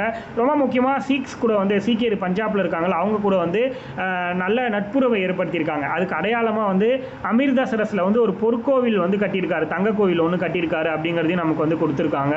அதுக்கடுத்து வந்து தானமாகவே வழங்கியிருக்காரு. அந்த கோவில் இருந்துச்சு, அது அவங்களுக்கு வந்து தானமாக வழங்கியிருக்காரு அப்படிங்கிறத கொடுத்துருக்காங்க. பட் ஆனால் அக்பர் மாதிரி இவங்களுக்கு அப்புறம் வந்து இவங்களோட பசங்கள்லாம் பேரனுங்கள்லாம் வந்து ஜஹாங்கீரோ ஷாஜகானோ அவுரங்கசீப்போ வந்து அக்பர் அளவுக்கு தாராள மனசோடு இல்லை அப்படிங்கிறத சொல்கிறாங்க. ஏன் அப்படின்னா அவங்க எல்லாரும் இஸ்லாமியர்களுக்கு மட்டும்தான் இம்பார்ட்டன்ஸ் கொடுத்துருக்காங்க, நான் முஸ்லீமுக்கெல்லாம் அந்த அளவுக்கு ஆதரவு கொடுக்கல அப்படிங்கிறத சொல்லியிருக்காங்க. கட்டடக்கலையை பொறுத்த வரைக்கும் இன்ஃப்ராஸ்ட்ரக்சரில் பாபர், ஹுமாயூன், இவங்க அக்பர் ஆகியோர் காலத்தை விட அக்பர் ஷாஜகான் காலத்தில் தான் கட்டடக்கலை வந்து வளர்ச்சி பெற்றது அப்படின்னு சொல்கிறாங்க. அதே மாதிரி கட்டடக்கலையில் வல்லவர் யாருன்னா ஷாஜகான் அப்படிங்கிறதையும் நீங்கள் வந்து தெரிஞ்சுக்கணும். ஏன்னா இவங்களோட பீரியடில் வந்து பெர்ஷியன் டைப் வந்து யூஸ் பண்ணியிருக்காங்க கட்டடக்கலை கட்டுறதுக்கு, பாரசீக பாணி முறையை பயன்படுத்தியிருக்காங்க. அக்பர் காலத்தில் தான் வந்து ஹுமாயூனுக்கு வந்து அக்பருடைய, அதாவது ஹுமாயூனோட பையன் தான் அக்பர், அவர் வந்து வேற ஒரு நாட்டில் அலைந்து திரிஞ்சு திபேத்தில் வந்து அலைஞ்சு திரிஞ்சிட்டு இருந்தப்போ தான் வந்து ஹுமாயூனுக்கு வந்து அக்பர்னு ஒருத்தர் பிறப்பார். அவருக்கு பதிலாக வந்து அவருடைய பகர ஆட்சியாளர் வந்து ஒருத்தர் ஆட்சி பண்ணிட்டு இருப்பார். அதுக்கப்புறம் தான் அவரையே கொண்டுட்டு அக்பர் ஆட்சிக்கு வருவார். அது ஒரு நல்ல விதத்தில் தான் வருவார். ஏன்னா அவருமே பகர ஆளுநராக இருந்தவர், கைபர் கானோ என்னமோ சம்திங் ஒருத்தர் வருவார். அவர் வந்து தவறான முறையில் நடத்துவார். அதை தெரிஞ்சுக்கிட்டு அவரை கொண்டுட்டு அக்பர் வந்து ஆட்சிக்கு வந்துடுவார். அதுக்கப்புறம் அவங்க அப்பாவுக்கு ஹுமாயூனுக்கு வந்து கல்லறை கட்டுவார், பதேபூர் சிக்ரியில் கட்டடங்கள் கட்டுவார். இதெல்லாம் புலந்தர் வாசான்னு ஒன்று கட்டினார். பதேபூர் சிக்ரியோட நுழைவாயிலுக்கு பேர் புலந்தர் வாசா. புரியுதா? இது எல்லாத்தையும் கட்டினது யாருன்னா அக்பர். அதுக்கப்புறம் அக்பருக்கு அப்புறம் அவரோட பையன் வந்து ஜஹாங்கீர் ஆட்சிக்கு வராரு. அதுக்கு அவர் வந்து சிக்கந்தாரா அப்படிங்கிற இடத்துல அக்பரோட கல்லறையை கட்டுறாரு. ஹுமாயூனோட கல்லறை வந்து பதேபூர் சிக்ரியில் இருக்குது. அதே மாதிரி அக்பரோட கல்லறை வந்து சிக்கந்தாரா அப்படிங்கிற இடத்துல இருக்குது. அதை கட்டினது ஜஹாங்கீர் அப்படிங்கிறவர். ஜஹாங்கீர் வந்து அதிகமாக போரெல்லாம் புரியலை, அவருக்கு வந்து தோட்டங்கள் அமைக்கிறதுல தான் ஆசை அதிகம் அப்படிங்கிறத கொடுத்துருப்பாங்க. அதனால் அவங்களோட மனைவி நூர்ஜஹான் தான் வந்து அதிகமாக தோட்டங்கள் வந்து கட்டியிருப்பாங்க, ஆட்சி அமைச்சிருப்பாங்க அப்படிங்கிறத வந்து கொடுத்துருப்பாங்க. அதுக்கடுத்து பார்த்தோன்னா ஷாஜகானுடைய ஆட்சி காலத்தில் முகலாயர்களோட கட்டடக்கலை அப்படிங்கிறது அவங்களோட புகழோட உச்சக்கட்டத்தை அடைஞ்சதுன்னு சொல்கிறாங்க. அப்போது முகலாய கட்டடக்கலையின் பொற்காலம் என அழைக்கப்படுவது யாருடைய காலம் அப்படின்னு கேட்கலாம். அது வந்து ஷாஜகானோட ஆட்சி காலம். ஏன்னா அவர் தான் வந்து என்ன கட்டியிருப்பார் அப்படின்னா நிறைய மஸ்கு, அதாவது மசூதிகளை கட்டியிருப்பார். அது மட்டும் இல்லாமல் அந்த ரெட் ஃபோர்ட் இன்னைக்கு இருக்கு இல்லையா, செங்கோட்டை டெல்லியில், அதை கட்டினது வந்து இந்த ஷாஜகான் தான். அதே மாதிரி நமக்கு தெரிஞ்சு இந்த இது என்னது ஃபேமஸான தாஜ்மஹாலை கட்டினது வந்து இவர் தான் அப்படிங்கிற மாதிரிலாம் சொல்லுவாங்க. அதே மாதிரி என்னென்னா இவர் வந்து தாஜ்மஹால் கட்டினதுக்கப்புறம் அதை கட்டின கைவினைஞர்களோட கையெல்லாம் வெட்டியிருப்பார் அப்படின்னு கூட சொல்லியிருப்பாங்க. அதெல்லாம் உண்மை கிடையாது. ஏன்னா அதுக்கப்புறம் அதை கட்டினவங்களை வச்சு வேற ஒரு பிளேஸில் வந்து இன்னொரு கோவில், அதே மாதிரி இன்னொரு கோவில் கட்டியிருப்பாங்க நார்த் இந்தியாலேயோ சம்திங் கர்நாடகாலேயோ, அந்த மாதிரி விஷயம்லாம் இருக்குது. அதனால் அது உண்மை கிடையாது. ஆனால் அது மாதிரி சொல்லப்படுறது உண்டு. ஷாஜகான் காலத்தில் கட்டப்பட்ட மிகச்சிறந்த கட்டடம் எது அப்படின்னா அது தாஜ்மஹால் அப்படிங்கிறத கொடுத்துருக்காங்க. அதே மாதிரி அவரோட மனைவிக்காக இதை வந்து கட்டியிருக்காங்க. அர்ஜுமன் பானு பேகம் அப்படிங்கிற மனைவிக்காக தான் இதை கட்டியிருக்காரு அப்படிங்கிறத கொடுத்துருக்காங்க. அவங்க மனைவி பேர் அர்ஜுமன் பானு பேகம். பட் ஆனால் அவங்கள வந்து மும்தாஜ் அப்படின்னு சொல்கிறாங்க. மும்தாஜ் அப்படிங்கிறது மும்தாஜ் மஹால் அப்படிங்கிற அந்த பேர் வந்து அவங்க பிற்காலத்தில் பயன்படுத்தியிருக்காங்க. ஆனால் ஒரிஜினல் நேம் வந்து அர்ஜுமன் பானு பேகம் அப்படிங்கிறது அவங்களோட ஒரிஜினல் நேம். இது வந்து ஆக்ராவில் கட்டியிருக்காங்க, யமுனையுடைய நதிக்கரையில் கட்டியிருக்காங்க அப்படிங்கிறத கொடுத்துருக்காங்க. அதே மாதிரி இது கட்டுறதுக்காக இந்தியா, பெர்ஷியன், ஆப்கன், டர்க்கி இதில் இருக்கக்கூடிய கைவினைஞர்கள் மூலமாக கட்டப்பட்டது அப்படிங்கிறதும் சொல்கிறாங்க. அதுக்கடுத்து வந்து பார்த்திங்கன்னா தாஜ்மஹாலுடைய அந்த கட்டுமான பணியை வந்து என்ன சொல்கிறது டைரக்ட் பண்ணவர் யார் அப்படின்னா உஸ்தாத் அகமது லஹாரி. இதெல்லாம் தேவையில்லை, கொடுத்துருக்காங்க, அதனால் சும்மா ஒரு தடவை பார்த்துக்கலாம். இதை வந்து சூப்பர்வைஸ் பண்ணது தாஜ்மஹால் கட்டினது சாதுல்லா கான் அப்படிங்கிற ஒருத்தர். இந்த இது கட்டினது வெள்ளை பளிங்கு கற்களால். அந்த கற்கள் வந்து மெகர் கிரானா அப்படிங்கிற ராஜஸ்தான் பகுதியிலேருந்து கொண்டு வரப்பட்டுச்சு. அதுக்கடுத்து இங்கே பண்ணப்பட்ட பூ வேலைப்பாடுகளுக்கு பியட்ராடியூரா அப்படிங்கிறது பேர் அப்படிங்கிறத கொடுத்துருக்காங்க. அதுக்கடுத்து டெல்லியில் செங்கோட்டை, ஜும்மா மசூதி டெல்லியில் ஷாஜகான் காலத்தில் கட்டப்பட்டுச்சுங்கிறத சொல்கிறாங்க. மோதி மசூதியும் வந்து முத்து மசூதி, திவானி காசு, திவானி ஆம், இது எல்லாமே இவரோட பீரியடில் இவர் கட்டினது தான் அப்படிங்கிறத சொல்கிறாங்க. அதுக்கடுத்து இவங்க பீரியடில் முகல்ஸ் பீரியடில் எழுதின இலக்கியங்கள் வந்து என்னென்னா தாரிக்-இ ரஷீதிங்கிற நூலை மிர்சா ஹைதர் அப்படிங்கிறவர் எழுதியிருக்கார். இதெல்லாம் ரொம்ப முக்கியம். தாரிக்-இ ரஷீதி அப்படிங்கிறத எழுதினது யாருன்னா மிர்சா ஐத்தர் அப்படிங்கிறது நம்ம ஞாபகம் வரணும். அதுக்கடுத்து வந்து இந்த நூல் வந்து யாரோட காலகட்டத்தை பற்றி பேசுதுன்னு கேட்கறதுக்கு வாய்ப்பு இருக்குது. பாபர் மற்றும் அவரோட பையனான ஹுமாயூன், இவங்க 2 பேரை பற்றின தகவல் வந்து எந்த நூலில் தெரிஞ்சுக்கலாம்னா தாரிக்-இ ரஷீதி அப்படிங்கிற புக்கில் இருந்து தெரிஞ்சுக்கலாம். அது எழுதுனது மிர்சா ஐத்தர் அப்படிங்கிறது நமக்கு தெரியணும். அதுக்கடுத்து வந்து பார்த்திங்கன்னா நிஜாமுத்தீன் பக்ஷி அப்படிங்கிறவர் வந்து தபாகத்-இ அக்பரின்னு ஒரு புக் எழுதியிருக்காரு. தபாகத்-இ அக்பரிங்கிற புக் எழுதினது யார் அப்படின்னா நிஜாமுத்தீன் பக்ஷி அப்படிங்கிறவர் எழுதியிருக்காரு. அது வந்து அக்பருடைய ஆட்சி முறையை பற்றி பேசுது அப்படின்னு சொல்கிறாங்க. அதுக்கடுத்து ஜஹாங்கீர் பற்றி துசுக்-இ ஜஹாங்கீரி அப்படிங்கிற நூல் வந்து அவரே எழுதியிருப்பார். துசுக்னா அவங்களுடைய வாழ்க்கை வரலாறுன்னு அர்த்தம். அதை பற்றி அவரை பற்றி அவரே அவரோட வாழ்க்கை வரலாறு எழுதியிருக்காரு ஜஹாங்கீர், துசுக்-இ ஜஹாங்கீரி அப்படிங்கிற பேரில். அதுக்கடுத்து பாதுஷா நாமா அப்படின்னு ஒரு புக்கு. இந்த பாதுஷா நாமாங்கிறதும் யாரை பற்றினா ஜஹாங்கீர் பற்றி தான் எழுதியிருப்பாங்க. அது எழுதினது வந்து அப்துல் ஹமீத் லகோரி, அதாவது லகூரி அப்படின்னு சொல்கிறாங்க இந்த இடத்துல. பாதுஷா நாமா எழுதுனது பாதுஷா நாமா அப்படிங்கிறது பாதுஷா நாமாங்கிறது ஷாஜகானை பற்றி. பாதுஷா நாமாங்கிறது ஷாஜகான் பற்றி அப்துல் ஹமீத் லகாரி அப்படிங்கிறவர் எழுதியிருப்பார். அடுத்து இனாயத் கான் அப்படிங்கிறவர் ஷாஜகான் நாமா எழுதியிருப்பார். ஷாஜகான் நாமா எழுதினது இனாயத் கான்ங்கிறவர். ஆனால் ஜஹாங்கீர் துசுக்-இ ஜஹாங்கீர் எழுதினது அவரே தான். அதெல்லாம் கொஞ்சம் கரெக்டாக பார்த்துக்கோங்க யார் யார் எது எழுதுகிறாங்க அப்படிங்கிறது. அடுத்து வந்து மிர்சா முகமது கான் ஆலம்கீர் நாமா. இது வந்து ஆலம்கீர் நாமா அவுரங்கசீப் தான் ஆலம்கீர்பூர் அப்படிங்கிற ஊர் இருக்கும் அவருக்கு. அதே மாதிரி அவுரங்கசீப்பை பற்றி எழுதப்பட்ட நூல் வந்து ஆலம்கீர் நாமா. அது எழுதுனது மிர்சா முகமது. இதெல்லாம் கொஞ்சம் டீட்டெயிலாக நீங்கள் தெரிஞ்சுக்கணும். தாஜ்மஹால் எப்போ வந்து யுனெஸ்கோவோட ஹெரிட்டேஜ் சைட்டை அனௌன்ஸ் பண்ணாங்கன்னா 1983. அடுத்தது இவங்களுடைய இசைக்கலை வந்து பொறுத்த வரைக்கும் அக்பர் தான் அதிக ஆர்வம் காட்டியிருக்காரு இசைக்கலையில். அதே மாதிரி நக்காரான்னு சொல்லக்கூடிய இசைக்கலையை வாசிக்கிறதுல வல்லவர் யாருன்னா அக்பர். அது நல்லா தெரிஞ்சுக்கணும். இதுக்கு இப்படியும் கேட்கலாம், அக்பர் வந்து எந்த வகையான இசைக்கருவி வாசிப்பதில் வல்லவர் அப்படின்னு கேட்டாங்கன்னா அது நக்காரா அப்படிங்கிறது எழுத தெரியணும் உங்களுக்கு. அதுக்கடுத்து வந்து இவரோட அரசவையை வந்து அலங்கரித்த இசைக்கலைஞர் வந்து மியான் தான்சேன் அப்படின்னு சொல்லுவோம். மியான் தான்சேன் கொடுத்துருக்காங்க. பட் தான்சேனுங்கிற ஒரு மிகப்பெரிய இசைக்கலைஞர். அவர் யாரோட அவையில் இருந்தாங்கன்னா அது வந்து அக்பரோட அவையில் அப்படிங்கிறது தெரியணும். அடுத்து ஜஹாங்கீர் மற்றும் ஷாஜகான் காலத்தில் இசைக்கலைஞர்கள் வந்து அதிகமாக இருந்திருக்கிறதா சொல்கிறாங்க. அடுத்து பாபர் நாமா வந்து பாபரால் எழுதப்பட்டது நம்ம ஆல்ரெடி பார்த்தோம். டர்க்கி லாங்குவேஜில் எழுதியிருக்காங்க. அதுக்கடுத்து பாபர் தம்மோட இளமை காலம், தாம் சந்தித்த வெற்றி தோல்வி எல்லாத்தையும் அதில் வந்து அவர் சொல்லியிருக்காரு. முக்கியமாக வந்து தாவரம் மற்றும் விலங்குகள் பற்றியும் குறிப்பிட்டிருக்கார் அந்த நூலில். அக்பரோட வேண்டுகோளுக்கு இணங்க அப்துல் ரஹீம் பாரசீக மொழியில் இதை வந்து மொழிபெயர்த்திருக்கார். அதாவது தன்னோட தாத்தா பாபர் பற்றின பாபர் நாமாங்கிற புக்கை அக்பர் வந்து அது வந்து டர்க்கி லாங்குவேஜில் இருந்துச்சு, அதை வந்து பெர்ஷியன் லாங்குவேஜில் மாற்றணும் அப்படின்னு சொல்லிட்டு அக்பர் வந்து யார்கிட்ட சொல்லியிருக்காருன்னா அப்துல் ரஹீம் அப்படிங்கிறவர்கிட்ட சொல்லியிருக்காரு. அதுக்கப்புறம் வந்து பார்த்திங்கன்னா இந்த புக்கு இங்கிலீஷில் மொழிபெயர்த்தவர் வில்லியம் எர்ஸ்கின் அப்படிங்கிறவர், லெய்டன், இவங்க 2 பேரும் தான் வந்து இங்கிலீஷில் மொழிபெயர்த்திருக்காங்க. அதுக்கடுத்து பாவிட்டி கோட்லிங்கிறவரால் பிரெஞ்சு மொழியில் மொழிபெயர்க்கப்பட்டிருக்கு. ஆக்சுவலி இந்த லெசன்ஸ் எல்லாம் நீங்களாக படிச்சிங்க அப்படின்னா அதை பேர் சொல்ல வராங்களா புக்கை சொல்ல வராங்களா இல்லை என்ன கான்செப்ட்னே உங்களுக்கு புரியாது. பட் இது நான் ஆல்ரெடி படிச்சிருக்கிறதுனால நான் சொல்லும்போது உங்களுக்கு ஒரு ஐடியா கிடைக்கும். இதை வந்து இப்படி தான் படிக்கணும், இது வந்து பேர், இது ஊர், இது மாதிரியான விஷயங்கள்லாம் உங்களுக்கு தெரியும். ஸோ அந்த விஷயத்துக்காக நம்ம டீச் பண்ணுவோம். அடுத்து ஓவியக்கலை. அதாவது அக்பரோட பீரியடில் முக்கியமான ஓவியர்கள் வந்து இருந்தாங்க. அது வந்து அவங்க 2 பேர் யாருன்னா மீர் சையத் அலி, அதுக்கடுத்து அப்துல் சமத், இவங்க 2 பேர் தான். அடுத்து வந்து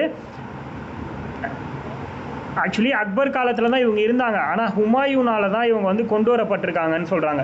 பெர்ஷியன்லேருந்து பாரசீகத்திலேருந்து வந்து ஹுமாயூனால் கொண்டு வரப்பட்டிருக்காங்க. ஆனால் அக்பர் காலத்தில் இருந்த 2 ஓவியர்கள் யார் அப்படின்னா இவங்க 2 பேர், மீர் சையத் அலி, அப்துல் சமத் அப்படிங்கிற 2 பேரும் அக்பரோட காலத்தில் இருந்த 2 ஓவியர்கள் அப்படின்னு சொல்கிறாங்க. அதுக்கடுத்து அக்பர் தான் வந்து பார்த்திங்கன்னா நூல்களை வந்து வரைபடம் மூலமாக ஓவியம் மூலமாக எக்ஸ்பிளைன் பண்ணுற மாதிரியான விஷயத்தை அக்பர் தான் ஸ்டார்ட் பண்ணியிருக்காருன்னு சொல்கிறாங்க. அதே மாதிரி பஸ்வான், மிஸ்கினாத், தஷ்வந்த் இந்த ஓவியர்களையும் வந்து அக்பர் வந்து ஆதரிச்சிருக்காருன்னு சொல்கிறாங்க. ரொம்ப முக்கியமாக தஷ்வந்த்ங்கிறவரை பற்றி நம்ம தெரிஞ்சுக்கணும். அதுக்கடுத்து இவரோட அக்பர் பீரியடில் தான் வந்து ராமாயணம் மகாபாரதத்தில் இருக்கிற கருத்துக்கள் எல்லாம் ஓவியமாக வரைஞ்சிருக்கிறதா சொல்கிறாங்க. அடுத்து வந்து அக்பரோட பீரியடில் தான் அம்சானாமாங்கிற ஓவிய தொகுப்பு வந்து உருவாக்கப்பட்டிருக்குங்கிறத கொடுத்துருக்காங்க. அதில் 1000க்கும் மேற்பட்ட ஓவியம் இருந்திருக்கு. அதே மாதிரி ஓவியர்கள் வந்து நீலம், சிகப்பு ஆகிய வண்ணங்களை ஓவியங்களில் பயன்படுத்தியிருக்காங்க அதிகமானு சொல்கிறாங்க. நீலம் மற்றும் சிவப்பு, ப்ளூ அண்ட் ரெட்டு. அடுத்து ஜஹாங்கீர் பீரியடில் தான் வந்து ஓவியக்கலையோட புகழ் வந்து உச்சத்தை தொட்டுச்சுன்னு சொல்கிறாங்க. கட்டடக்கலை வந்து கட்டடக்கலை பொறுத்த வரைக்கும் ஷாஜகான், அதே ஓவியக்கலைனா ஜஹாங்கீர். நல்லா நோட் பண்ணிக்கோங்க இந்த 2 விஷயத்தை. அதுக்கடுத்து ஆல்பம்னா செருகேடுகள் அப்படின்னு சொல்கிறாங்க. அதையும் வந்து முகலாயருக்கு ஆல்பம் உருவாக்குற சிஸ்டம் வந்து முகலாயர் பீரியடில் தான் உருவாயிருக்கு. அதுக்கடுத்து ஹுமாயூன் தான் அந்த 2 ஓவியர்களையும் வர வச்சது. ஆனால் அவங்க இருந்தது அக்பரோட அவையில், அதை ஞாபகம் வச்சுக்கோங்க. முகலாய மன்னரான பாபரால் இந்தியாவில் முதல்ல பீரங்கிங்கிறத முதல்ல வந்து பாபர் தான் பயன்படுத்தியிருக்காரு. அதுக்கடுத்து வந்து பார்த்திங்கன்னா துலுக்மா அப்படிங்கிற ஒரு போர் முறையை வந்து கொரில்லா போர் முறை, அதாவது கொரில்லா போர் முறையும் பீரங்கி முறையும் வந்து பாபர் தான் அறிமுகப்படுத்தினார். அதே மாதிரி இந்த கொரில்லா போருங்கிறது மராத்தியர்களுடைய காலகட்டத்தில் சிவாஜி தான் அதிகமாக பயன்படுத்துவார். அதுக்கு பேர் என்னென்னா துலுக்மா அப்படின்னு சொல்கிறாங்க. அடுத்து இவங்களோட கொடை என்னென்ன அப்படிங்கிறத கொடுத்துருக்காங்க. இதெல்லாம் நம்ம இப்போ பார்த்ததை தான் டீட்டெயிலாக அவங்க கொடுத்துருக்காங்க, வேறு ஒன்றும் கிடையாது. பாருங்கள், காஷ்மீரில் நிஷ்த்பாக்கு, லாகூரில் வந்து ஷாலிமர் தோட்டம், பஞ்சாபில் வந்து பங்சர் தோட்ட பூங்கா, இதெல்லாம் முகலாயர்களால் கொடுக்கப்பட்டது.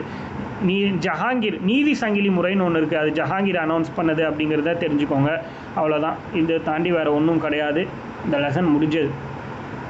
இதை வந்து முகல்ஸ் பற்றி டீப்பாக நம்ம வந்து ஹிஸ்ட்ரியில் பார்த்துக்கலாம். அதுக்கடுத்து நம்ம வந்து டேரெக்டாக இந்த புக் பேக்லாம் சும்மா நம்ம இதில் வந்து கூகுளில் வந்து எடுத்து பார்த்துக்கோங்க. நம்ம டேரெக்டாக அடுத்த லெசன் போயிடலாம்.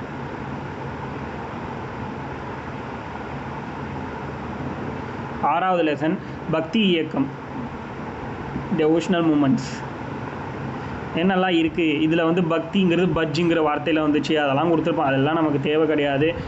அப்பரபக்தி, பரபக்தி, இந்த வார்த்தையெல்லாம் கொடுத்துருப்பாங்க. அதாவது பரபக்தினா என்ன, அபரபக்தினா என்ன அப்படின்னு டீட்டெயிலாக கொடுத்துருப்பாங்க. நம்ம வந்து கும்பிட்றது கரெக்டாக ஏன் கையை வச்சு கும்பிட்றோம் அப்படிலாம் கொடுத்துருப்பாங்க. அதெல்லாம் நீங்கள் படிச்சுக்கோங்க. அதெல்லாம் எக்ஸாம் பாயிண்ட் ஆஃப் வியூவில் முக்கியம் கிடையாது. இப்போ நான் பார்க்க போகிறது என்னென்னா, எடுத்தோடனே நாயன்மார்களை பற்றி பார்க்குறோம். நாயன்மார்கள் அப்படிங்கிறவங்க யார்? அதாவது சைவ சமயத்தை பின்பற்றி சிவனை வந்து வழிபட்டவங்க தான் நாயன்மார்கள் அப்படின்னு சொல்லிட்டு பார்க்குறோம். இதில் வந்து மொத்தம் 63 சிவனடியார்கள் இருக்காங்க. அந்த 63 பேரை தான் நாயன்மார்கள் அப்படின்னு சொல்கிறோம். அதுக்கடுத்து பார்த்தோம்னா இவங்க வந்து பார்த்திங்கன்னா எங்கே வாழ்ந்தவங்க அப்படிங்கிறதெல்லாம் கொடுத்துருக்காங்க. இவங்களில் வந்து திருநாவுக்கரசர், திருஞான சம்பந்தர், சுந்தரர், மாணிக்க வாசகர், இவங்க 4 பேரையும் சைவ சமய குரவர்கள் அல்லது சமயாச்சாரியார்கள் அப்படின்னு சொல்கிறோம். ரொம்ப முக்கியம் இவங்க 4 பேரை பற்றி சொல்கிறது. சைவ சமய குரவர்கள் 4 யார் அப்படின்னா இந்த திருநாவுக்கரசர், திருஞான சம்பந்தர், சுந்தரர், மாணிக்கவாசகர். ஃபஸ்ட்டு வந்து திருஞான சம்பந்தர், 2வது திருநாவுக்கரசர், சுந்தரர். இங்கே மாற்றி கொடுத்துருக்காங்க, அந்த ஆர்டர் பார்த்துக்கோங்க. ஏன்னா தேவாரத்தை எழுதின மூவர் 1, 2, 3 எழுதினவர் திருஞான சம்பந்தர். அடுத்து வந்து 4, 5, 6 எழுதினது திருநாவுக்கரசர், 7 எழுதினது சுந்தரர், அடுத்து வந்து 8 வந்து மாணிக்கவாசகர். இப்படி போயிட்டே இருக்கும். அது வந்து சைவ சமய குரவர்கள் 4 அப்படின்னு சொல்லுவோம். இதை இங்கே கொடுத்துருக்காங்க பாருங்கள். தேவார தொகுப்பில் முதல் 8 திருமுறைகளை இவர்கள் பாடியிருக்காங்க. முதல் 8வது வந்து பார்த்திங்கன்னா மாணிக்க வாசகர், திருவாசகம், திருக்கோவையார் எழுதியிருப்பார். அதுக்கடுத்து நாயன்மார்களுடைய பாடல்களை தொகுத்தது யாருன்னா நம்பியாண்டார் நம்பி. இதை நம்ம ஆல்ரெடி பார்த்துட்டோம். பிற்கால சோழர்கள் காலத்தில் வாழ்ந்த சேக்கிலார் தான் வந்து 63 நாயன்மார்களோட வாழ்க்கை வரலாறையும் தொகுத்து எழுதியிருப்பார். அதுதான் வந்து 12வது திருமுறையாக கொண்டு வந்து வச்சுருப்பாங்க. அதெல்லாம் நம்ம ஆல்ரெடி பார்த்தது தான். அதுதான் வந்து பெரிய புராணம் அல்லது திருத்தொண்டர் புராணம் அப்படின்னு சொல்கிறோம். எளிய வாழ்க்கை முறையால், தியாக மனப்பான்மையால், மக்களின் அன்பு நேரியெல்லாம். ஓகே, அதுக்கடுத்து 12 திருமுறை இப்போ தான் நம்ம பார்த்தோம் இல்லையா? பாருங்கள், இங்கே கொடுத்துருக்காங்க. முதல் 3 திருமுறைகள் எழுதினது வந்து திருஞான சம்பந்தர். அது வந்து பார்த்தோன்னா திருக்கடை காப்பு அப்படின்னு சொல்கிறோம். திருநாவுக்கரசர் 4, 5, 6 7வது திருமுறை சுந்தரரால் எழுதப்பட்டது. அதுக்கடுத்து மாணிக்கவாசகரால் 8ஆம் திருமுறை எழுதப்பட்டிருக்கு. அது வந்து திருவாசகம், இன்னொன்று திருக்கோவையார் அப்படின்னு சொல்லுவாங்க. அதுக்கடுத்து திருமாளிகை தேவர், சேந்தனார் மற்றும் அருளாளர்கள், இந்த மாதிரி நிறைய பேர் வருவாங்க. இதில் ஒரு 3 பேரை மட்டும் கொடுத்துருக்காங்க. இவங்க எல்லாரும் பாடின பாட்டை வந்து 9ஆம் திருமுறையாக வச்சுருக்காங்க. அதில் எக்ஸாம்பிளுக்கு ஒரு 2 கொடுத்துருக்காங்க. திருவிசைப்பா, திருப்பல்லாண்டு. அது யாருதுங்கிறத நம்ம வந்து டீட்டெயிலாக வந்து சில புக்கில் பார்ப்போம். லைக் வந்து சிறப்பு தமிழ் புக்கில் பார்ப்போம். திருமூலரது வந்து 10ஆம் திருமுறை, திருமந்திரம் ரொம்ப முக்கியமாக. 8 வரைக்கும் ரொம்ப முக்கியம், 10வது ரொம்ப முக்கியம், 12வது ரொம்ப முக்கியம். அடுத்து வந்து இது வந்து சும்மா பார்த்துக்கோங்க. காரைக்கால் அம்மையார் எதில் வருவார்னா 11வது திருமுறையில் வருவாங்க. தோத்திர பாடகர். சேக்கிலாரோட பெரிய புராணம் 12வது திருமுறை. அதுக்கடுத்து திருஞான சம்பந்தர் யார்? இதெல்லாம் ரொம்ப முக்கியம், டீட்டெயிலாக நம்ம தெரிஞ்சுக்கணும். திருஞான சம்பந்தர் அப்படிங்கிறவர் சோழ நாட்டில் சீர்காழியில் இருந்த சிவபாத இருதயரோட மகனாக பிறந்தார். இதெல்லாம் கொடுத்துருப்பாங்க, இதெல்லாம் சும்மா தெரிஞ்சுக்கோங்க. சோழ நாட்டில் பிறந்தார் அப்படிங்கிறது முக்கியம். அடுத்து வந்து இவர் வந்து 3 வயசில் வந்து ஞானப்பால் உமாதேவியார், இறைவி உமாதேவியாரால் ஞானப்பால் ஊட்டப்பட்டார். அதாவது இவருக்கு வந்து அப்போது பேச்சு இருக்காது. அதுக்கப்புறம் உமாதேவியார் ஞானப்பால் ஊட்டப்பெற்று பாட்டு பாடியிருப்பாங்க அப்படிங்கிற மாதிரிலாம் கொடுத்துருப்பாங்க. அதனால தான் பாட்டே வந்திருக்கும் இவரோட வாயிலிருந்து அப்படிங்கிற மாதிரி கொடுத்துருப்பாங்க. சைவ சமயம், இவர் வந்து மிகப்பெரிய சைவிஸ்ட்டு. அதனால தான் வந்து மகேந்திரவர்ம பல்லவனை வந்து சைவராக மாற்றுறதுக்கு ட்ரை பண்ணுவார். இவரை வந்து அவர் கல்லில் கட்டி கடலில் போடுவார், அப்பயும் மிதந்து வருவார். அதே மாதிரி கூன் பாண்டியனை வந்து நின்ற சீர் நெடுமாறனை மாற்றிருப்பார். இது மாதிரி நிறைய விஷயங்களை வந்து திருஞான சம்பந்தர் பண்ணியிருப்பார். அதுக்கடுத்து வந்து வேறு என்ன சொல்கிறாங்க, வடமொழியில் இயற்றப்பட்ட வேதங்கள் எல்லாத்தையும் தமிழ் பாடல்களாக மாற்றி பக்தி பாடல்களாக கொடுத்துருப்பாரு அப்படிங்கிறத கொடுத்துருக்காங்க. தேவாரத்தில் முதல் 3 திருமுறைகள் இவர் பாடினது, இதெல்லாம் நம்ம பார்த்தாச்சு. சமணர்களை வென்று சைவ மதத்தை நிலைநாட்டியிருக்காரு அப்படின்னு சொல்கிறாங்க. இன்னொன்று என்னன்னா, அந்த பாண்டியர்களுடைய பீரியடில் பாண்டிய மன்னனுடைய மனைவி வந்து என்ன பண்ணுவாங்க அப்படின்னா, மனைவி ஒரு ஆணையிடுவாங்க. அதுக்காக வந்து சைவர்களும் சமணர்களுக்கும் ஒரு போட்டி வருது. அந்த போட்டியில் வந்து எப்படியாவது வந்து சைவரான திருஞான சம்பந்தரை தோக்கடிக்கணும் அப்படின்னு சொல்லிட்டு ஒரு போட்டி ஒன்று வைக்கிறாங்க. அதாவது தண்ணியில் வந்து அவங்க எழுதின இலக்கியத்தை வந்து போடணும். ஒரு கடல்லையோ ஏதோ ஒரு தண்ணியில் வந்து போடணும். அதில் வந்து சமணர்களும் போடுறாங்க, சைவரான திருஞான சம்பந்தரும் போடுறாரு. அது யாருக்கு வந்து திருப்பி வருதோ அவங்களோட மொழி தான் வந்து உயர்ந்தது அப்படின்னு சொன்னாங்க. பட் சம்பந்தரோட தமிழில் எழுதின பாடல் தான் திரும்ப வந்துச்சு. சமணர்களோட பாடல் எதுவுமே திரும்ப வரலை. அப்பையிலேருந்து வந்து இவரை வந்து மிகப்பெரிய அளவில் புகழ்ந்து பாட ஆரம்பித்தாங்க. இது வந்து எங்கே இருந்துச்சுன்னா தமிழ் லிட்ரேச்சர் பார்ட்டில் இருந்துச்சு. லைக் வந்து ஒரு புத்தகத்தில் கொடுத்துருந்தாங்க. அதில் நான் படித்த ஒரு கதை, ஷார்ட்டாக சொல்லிட்டேன். அதுக்கடுத்து திருஞான சம்பந்தருடைய அற்புதங்கள் ரொம்ப ரொம்ப முக்கியம். மயிலாப்பூரில் வந்து இறந்த பெண்ணின் எலும்பை எடுத்து பெண்ணோட உருவத்தை உருவாக்குறாரு. மயிலாப்பூரில் வந்து ஒரு கோவில் இருக்குது, 1000 காலம் பழமையான ஒரு கோவில் இருக்குது. அது வந்து நீங்கள் பார்ப்போம் அதுக்கப்புறம். நம்ம அது சம்பந்தர் பதிகம், திருமறைக்காடு, வேதாரண்யம் திருமறைக்காடு, அதாவது இது வந்து நாகப்பட்டினமில் இருக்குது. அந்த கதவை வந்து இவர் பாட்டு பாடியே திறக்க வச்சார். இன்றைக்கி கூட ஒரு நியூஸ் வந்துச்சு, ஏதோ ஒரு கோவிலில் வந்து தேங்காய் உடைச்ச உடனே கதவு தானாக திறந்துச்சு அப்படின்னு சொல்லிட்டு. உண்மையாக என்னன்னு தெரியல, நியூஸில் தான் வந்துச்சு. ஆனால் அடுத்து ஆண் பனையை வந்து பெண் பனை ஆக்கியிருக்காரு செய்யாறு பகுதியில், திருவோத்தூருங்கிற இடத்துல. அடுத்து வந்து திருக்கொல்லம்புதூரில் பதிகம் பாடி ஓடச் செய்திருக்காரு. வைகை ஆற்று நீரினை எதிர்த்தோடும்படி செஞ்சுருக்காரு. அதாவது வைகை ஆறு வந்து மக்களுக்கு பிரச்சனை ஏற்படுத்தக்கூடிய வகையில் ஓடிக்கிட்டு இருந்ததுனால அதை வந்து திருப்பி வேறு வகையில் வந்து விட்டுருக்காரு, பிரச்சனை இல்லாத பகுதியில். அந்த மாதிரிலாம் சொல்கிறாங்க. அதே மாதிரி நான் சொன்னேன் இல்லையா, பாண்டிய நாட்டுக்கு போய் மாரவர்மன் அரிகேசரியை வந்து சமணத்திலிருந்து சைவத்துக்கு மாற்றினார். அனல்வாதம், புனல்வாதம், அதுதான் நான் சொன்னேன். வாதங்களில் புனல்வாதம் அப்படிங்கிறது என்னென்னா, கடலில் வந்து தன்னோட நூலை வந்து போட்டுறது, யாருக்கு திருப்பி வருதோ அவங்க தான் வெற்றி பெறுதல் அப்படிங்கிறது, அதுதான் புனல்வாதம். நீரில் புனல்னா நீர் அப்படின்னு சொல்லுவாங்க. அதுக்கடுத்து வந்து பார்த்திங்கன்னா மதுரையில் வந்து போதி மங்கைங்கிற இடத்துக்கு சென்று பௌத்தர்கள் வாதத்தல் வெல்லுதல், இதுவே பௌத்தர்கள் பலரை பௌத்தத்திலிருந்து சைவத்துக்கு மாற்றினது. இந்த மாதிரி நிறைய விஷயங்கள் இவர் பண்ணியிருக்காரு. திருஞான சம்பந்தரோட பாடல்கள் வந்து இசைத்தமிழோட வளர்ச்சிக்கு உதவுகின்றனங்கிறத கொடுத்துருக்காங்க. இது ரொம்ப முக்கியம். திருஞான சம்பந்தருடைய பாடல்களுடைய பக்தி மார்க்கத்தோட பேர் என்னென்னா ஞான மார்க்கம் அப்படின்னு சொல்கிறாங்க. மற்றபடி இவரை பற்றி சிவபெருமான் தான் இவருடைய முழு முதற் கடவுள், சிவன் தான் கடவுள், வேறு யாருமே கிடையாது. அவருக்கு வந்து பிறப்போ இறப்போ கிடையாது. எல்லா உயிர்களிடத்திலும் ஒன்றாகவும் வேறாகவும் உடலாகவும் இருப்பார் அப்படிங்கிற மாதிரிலாம் சொல்கிறாரு. பிறவி பிணியை தீர்ப்பவர் சிவபெருமான் தான். தம்மை வந்தடைவர்களோட இன்னல்களை நீக்கி வீடு பெரு தருவது, தாம் இன்புறுவது போல் பிறவி, இதெல்லாம் சும்மா தேவையே கிடையாது இதெல்லாம். அடுத்து திருநாவுக்கரசர் பற்றி சொல்கிறாங்க. திருநாவுக்கரசர் அப்படிங்கிறவருக்கு இயற்பெயர் என்ன அப்படின்னா மருள் நீக்கியார். அப்பர்னு சொல்கிறோம்ல, அவர் தான் மருள் நீக்கியார் என்னும் திருநாவுக்கரசர் அப்படின்னு சொல்லுவாங்க. இவர் வந்து திருமுனைப்பாடி நாட்டில் திருவாமூரில் பிறந்தவர். திருவாமூரில் புகழனார் மாதினியார் அப்படிங்கிற தம்பதிக்கு மகனாக பிறந்திருப்பார். இவர் வந்து சமண சமயத்தை தழுவிய, இவர் வந்து ஃபஸ்ட்டு வந்து சைவத்தில் இருக்க மாட்டார், சமணம் ஜெயினிஸ்டாக தான் இருப்பார். அப்போ வந்து ஆக்சுவலி ஃபஸ்ட்டு சைவிஸ்டாக இருந்து அதுக்கப்புறம் ஜெயினிஸ்டாக மாறுவார். அப்போ ஜெயினிஸ்டாக மாறும்போது இவருக்கு வந்து தர்மசேனர் அப்படின்னு ஒரு பேர் கிடைக்கும். அதுக்கப்புறம் வந்து சம்பந்தர், இவர் வந்து என்னது சம்பந்தரால், இதுக்கு முன்னாடி பார்த்தோம்ல ஒருத்தர், அவர் தான் இவரை வந்து அப்பர் என அழைப்பார் அப்படின்னு சொல்கிறாங்க. அப்போ அப்பர்னு திருநாவுக்கரசருக்கு யார் பேர் கொடுத்தான்னா திருஞான சம்பந்தர் தான் கொடுத்தாரு அப்படின்னு சொல்கிறாங்க. அதுக்கடுத்து இவருக்கு வந்து சூளைன்னு ஒரு நோய் வந்து தாக்கப்படுது. அப்போ வந்து தன்னோட சகோதரி திலகவதியால் இவர் வந்து அந்த சூளை நோயிலிருந்து வெளியே கொண்டு வரப்படுறாங்க. அதனால இவங்க வந்து திரும்பவும் சைவத்துக்கு மாறிடுறாங்க. சமணத்தில் இருக்கும்போது தான் சூளை நோய் வருது. அப்போது சகோதரி திலகவதி என்ன பண்ணுறாங்க, இவங்களை வந்து சைவத்துக்கு அதாவது அந்த நோயை குணப்படுத்தினதுனால அப்போ சைவம் தான் பெஸ்ட்டுன்னு சொல்லிட்டு சைவத்துக்கு மாறி சூளை நோய் வந்து போயிடுது அப்படிங்கிறத சொல்கிறாங்க. அதுக்கப்புறம் வந்து முதலாம் மகேந்திரவர்மனை வந்து சமணத்தில் வந்து சைவத்துக்கு மாற்றினது இவர் தான் அப்படின்னு கொடுத்துருக்காங்க. சாரி, இவர் தான். அது நான் முன்னாடி அவரை ஒருத்தரை மட்டும் தப்பாக சொல்லிட்டேன்னு நினைக்கிறேன். அதை மட்டும் பார்த்துக்கோங்க. முதலாம் மகேந்திரவர்மனை வந்து சமணத்தில் வந்து சைவத்துக்கு மாற்றினது யார் அப்படின்னா இந்த திருநாவுக்கரசர் தான். அதுக்கு அடுத்து வந்து சைவ சமயத்தின் தமிழ் இலக்கியத்தையும் வளர்த்திருக்காரு. திருநாவுக்கரசருடைய அருஞ்செயல்கள்.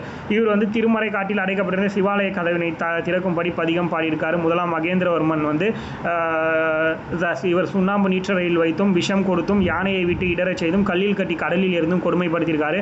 ஆனால் சிவனோட அருளால் எல்லா கொடுமைகள் வந்து திருநாவுக்கரசர் வந்து உயிர் பிழைச்சிருக்காரு. அதுக்கப்புறமா வந்து அப்போ உண்மையான கடவுள் வந்து சிவபெருமான் அப்படிங்கிறத வந்து மகேந்திரவர்மன் தெரிஞ்சுக்கிட்டு சமணத்தில் இருந்து என்ன பண்ணிட்டாரு, சைவத்துக்கு மாறிட்டு அதுக்கப்புறம் வந்து இவர் வந்து திருப்பாதிரிப்புலியூரில் வந்து இருந்த சமணப்பள்ளியை இடிச்சுட்டு அந்த இடத்துல வந்து ஏதோ குணபுரஈஸ்வரங்கிற சிவாலயத்தை கட்டியிருக்காரு. அதே மாதிரி நிறைய சமணர்களை வந்து கழுவேற்றி இருக்காருங்கிற மாதிரிலாம் கொடுத்துருப்பாங்க. ப்ளஸ் வந்து அப்பூதி அடிகளாருடைய மகனை பாம்பு தீண்ட சிவனருளால் திருநாவுக்கரசர் விஷயத்தை நீக்காருன்னு இதெல்லாம் நம்ம படிச்சிருப்போம். திங்களூர் அப்படிங்கிற ஊர் வந்து அப்பூதி அடிகளாரோட ஊர். இதெல்லாம் நீங்கள் படிச்சிருப்பீங்க. திருவையாறில் சிவபெருமானோட கைலாய காட்சி வந்து இருக்குது. அடுத்து வந்து திருநாவுக்கரசருடைய சமய பணி வந்து பார்த்திங்கன்னா அவருக்கு எப்படி ஞான மார்க்கமோ சம்பந்தம் இருக்குது, அது மாதிரி இவருக்கு வந்து தொண்டு நெறிங்கிறது பேர். அதுக்கடுத்து அதே மாதிரி இவர் வந்து சிவாலயங்களையும் சுற்றுப்புறத்தையும் தூய்மைப்படுத்துறதுக்காக ஒரு படையை வந்து ஒரு குழுவை உருவாக்கியிருக்காரு. அதுக்கு பேர் உளவார படை அப்படிங்கிறத சொல்கிறாங்க. இதன் மூலமாக திருநாவுக்கரசருக்கு வந்து தொண்டு வடிவம் வந்து கிடச்சிருக்குங்கிறத சொல்கிறாங்க. அதனால தான் என் கடன் பணி செய்து கிடப்பதே அப்படிங்கிற கருத்தை சொல்லியிருக்காரு. 2 விஷயம் நோட் பண்ணிக்கணும்.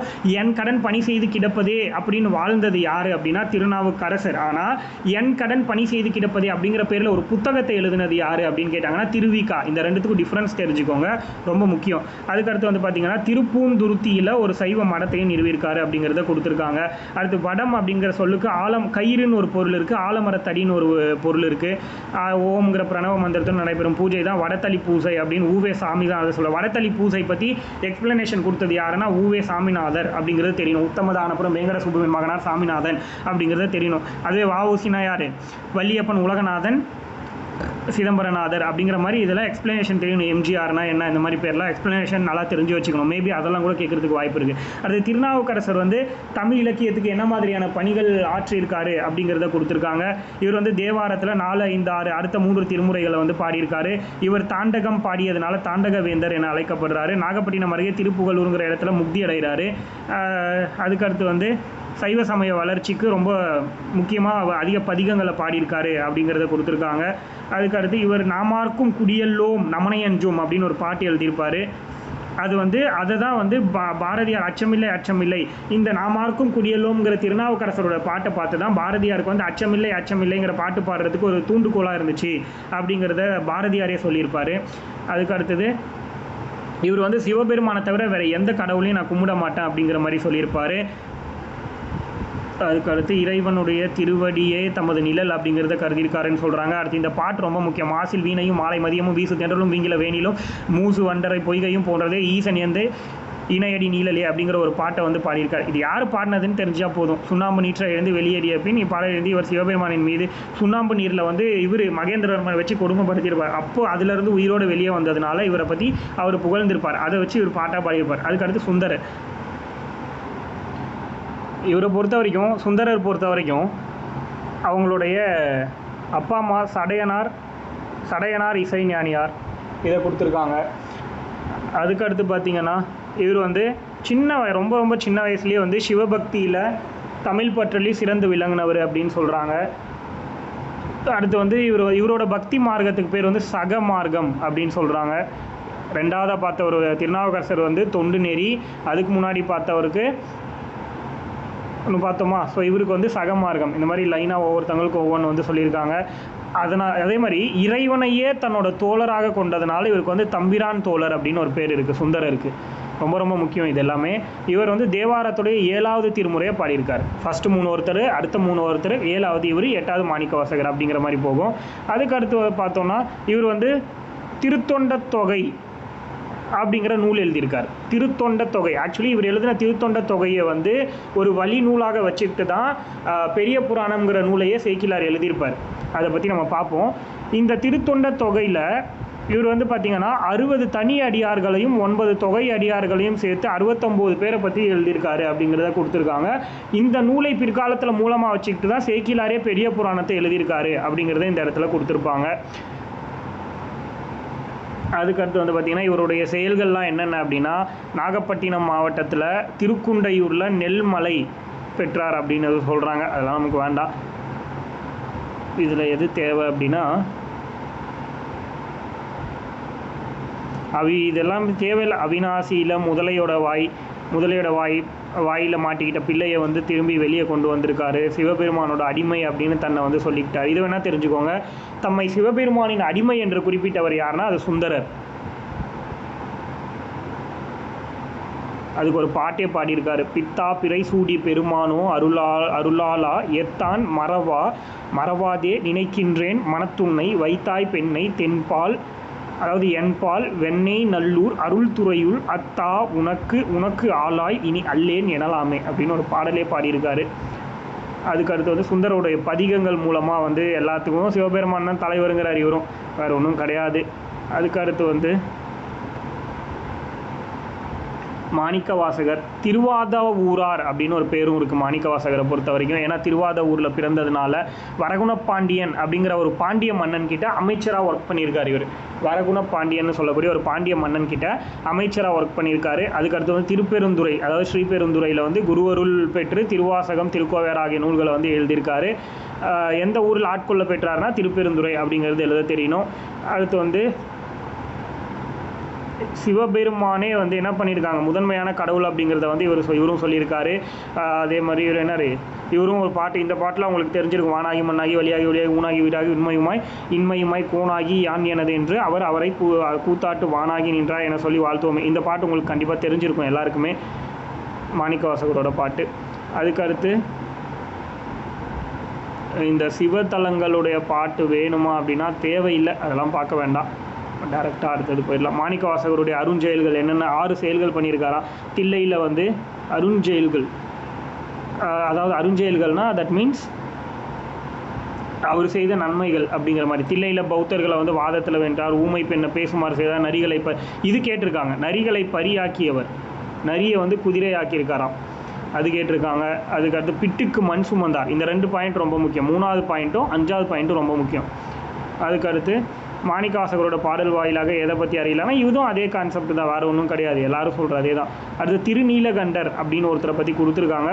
இவரை பற்றி நம்ம பார்க்கணுன்னு அவசியம் இல்லை, பட் இருந்தாலும் ஓரளவுக்கு தெரிஞ்சுக்கலாம். மேபி கேட்குறதுக்கு வாய்ப்பு இருக்குது. லாஸ்ட் குரூப் 2A மெயின்ஸ் வந்து பார்க்கும்போது கொஞ்சம் கஷ்டமாக தான் இருந்துச்சு. அப்படின்னும் போது இந்த மாதிரி டீப்பாக படித்தா தான் நம்மளால் ஆன்சர் பண்ண முடியும்னு சொல்கிறாங்க.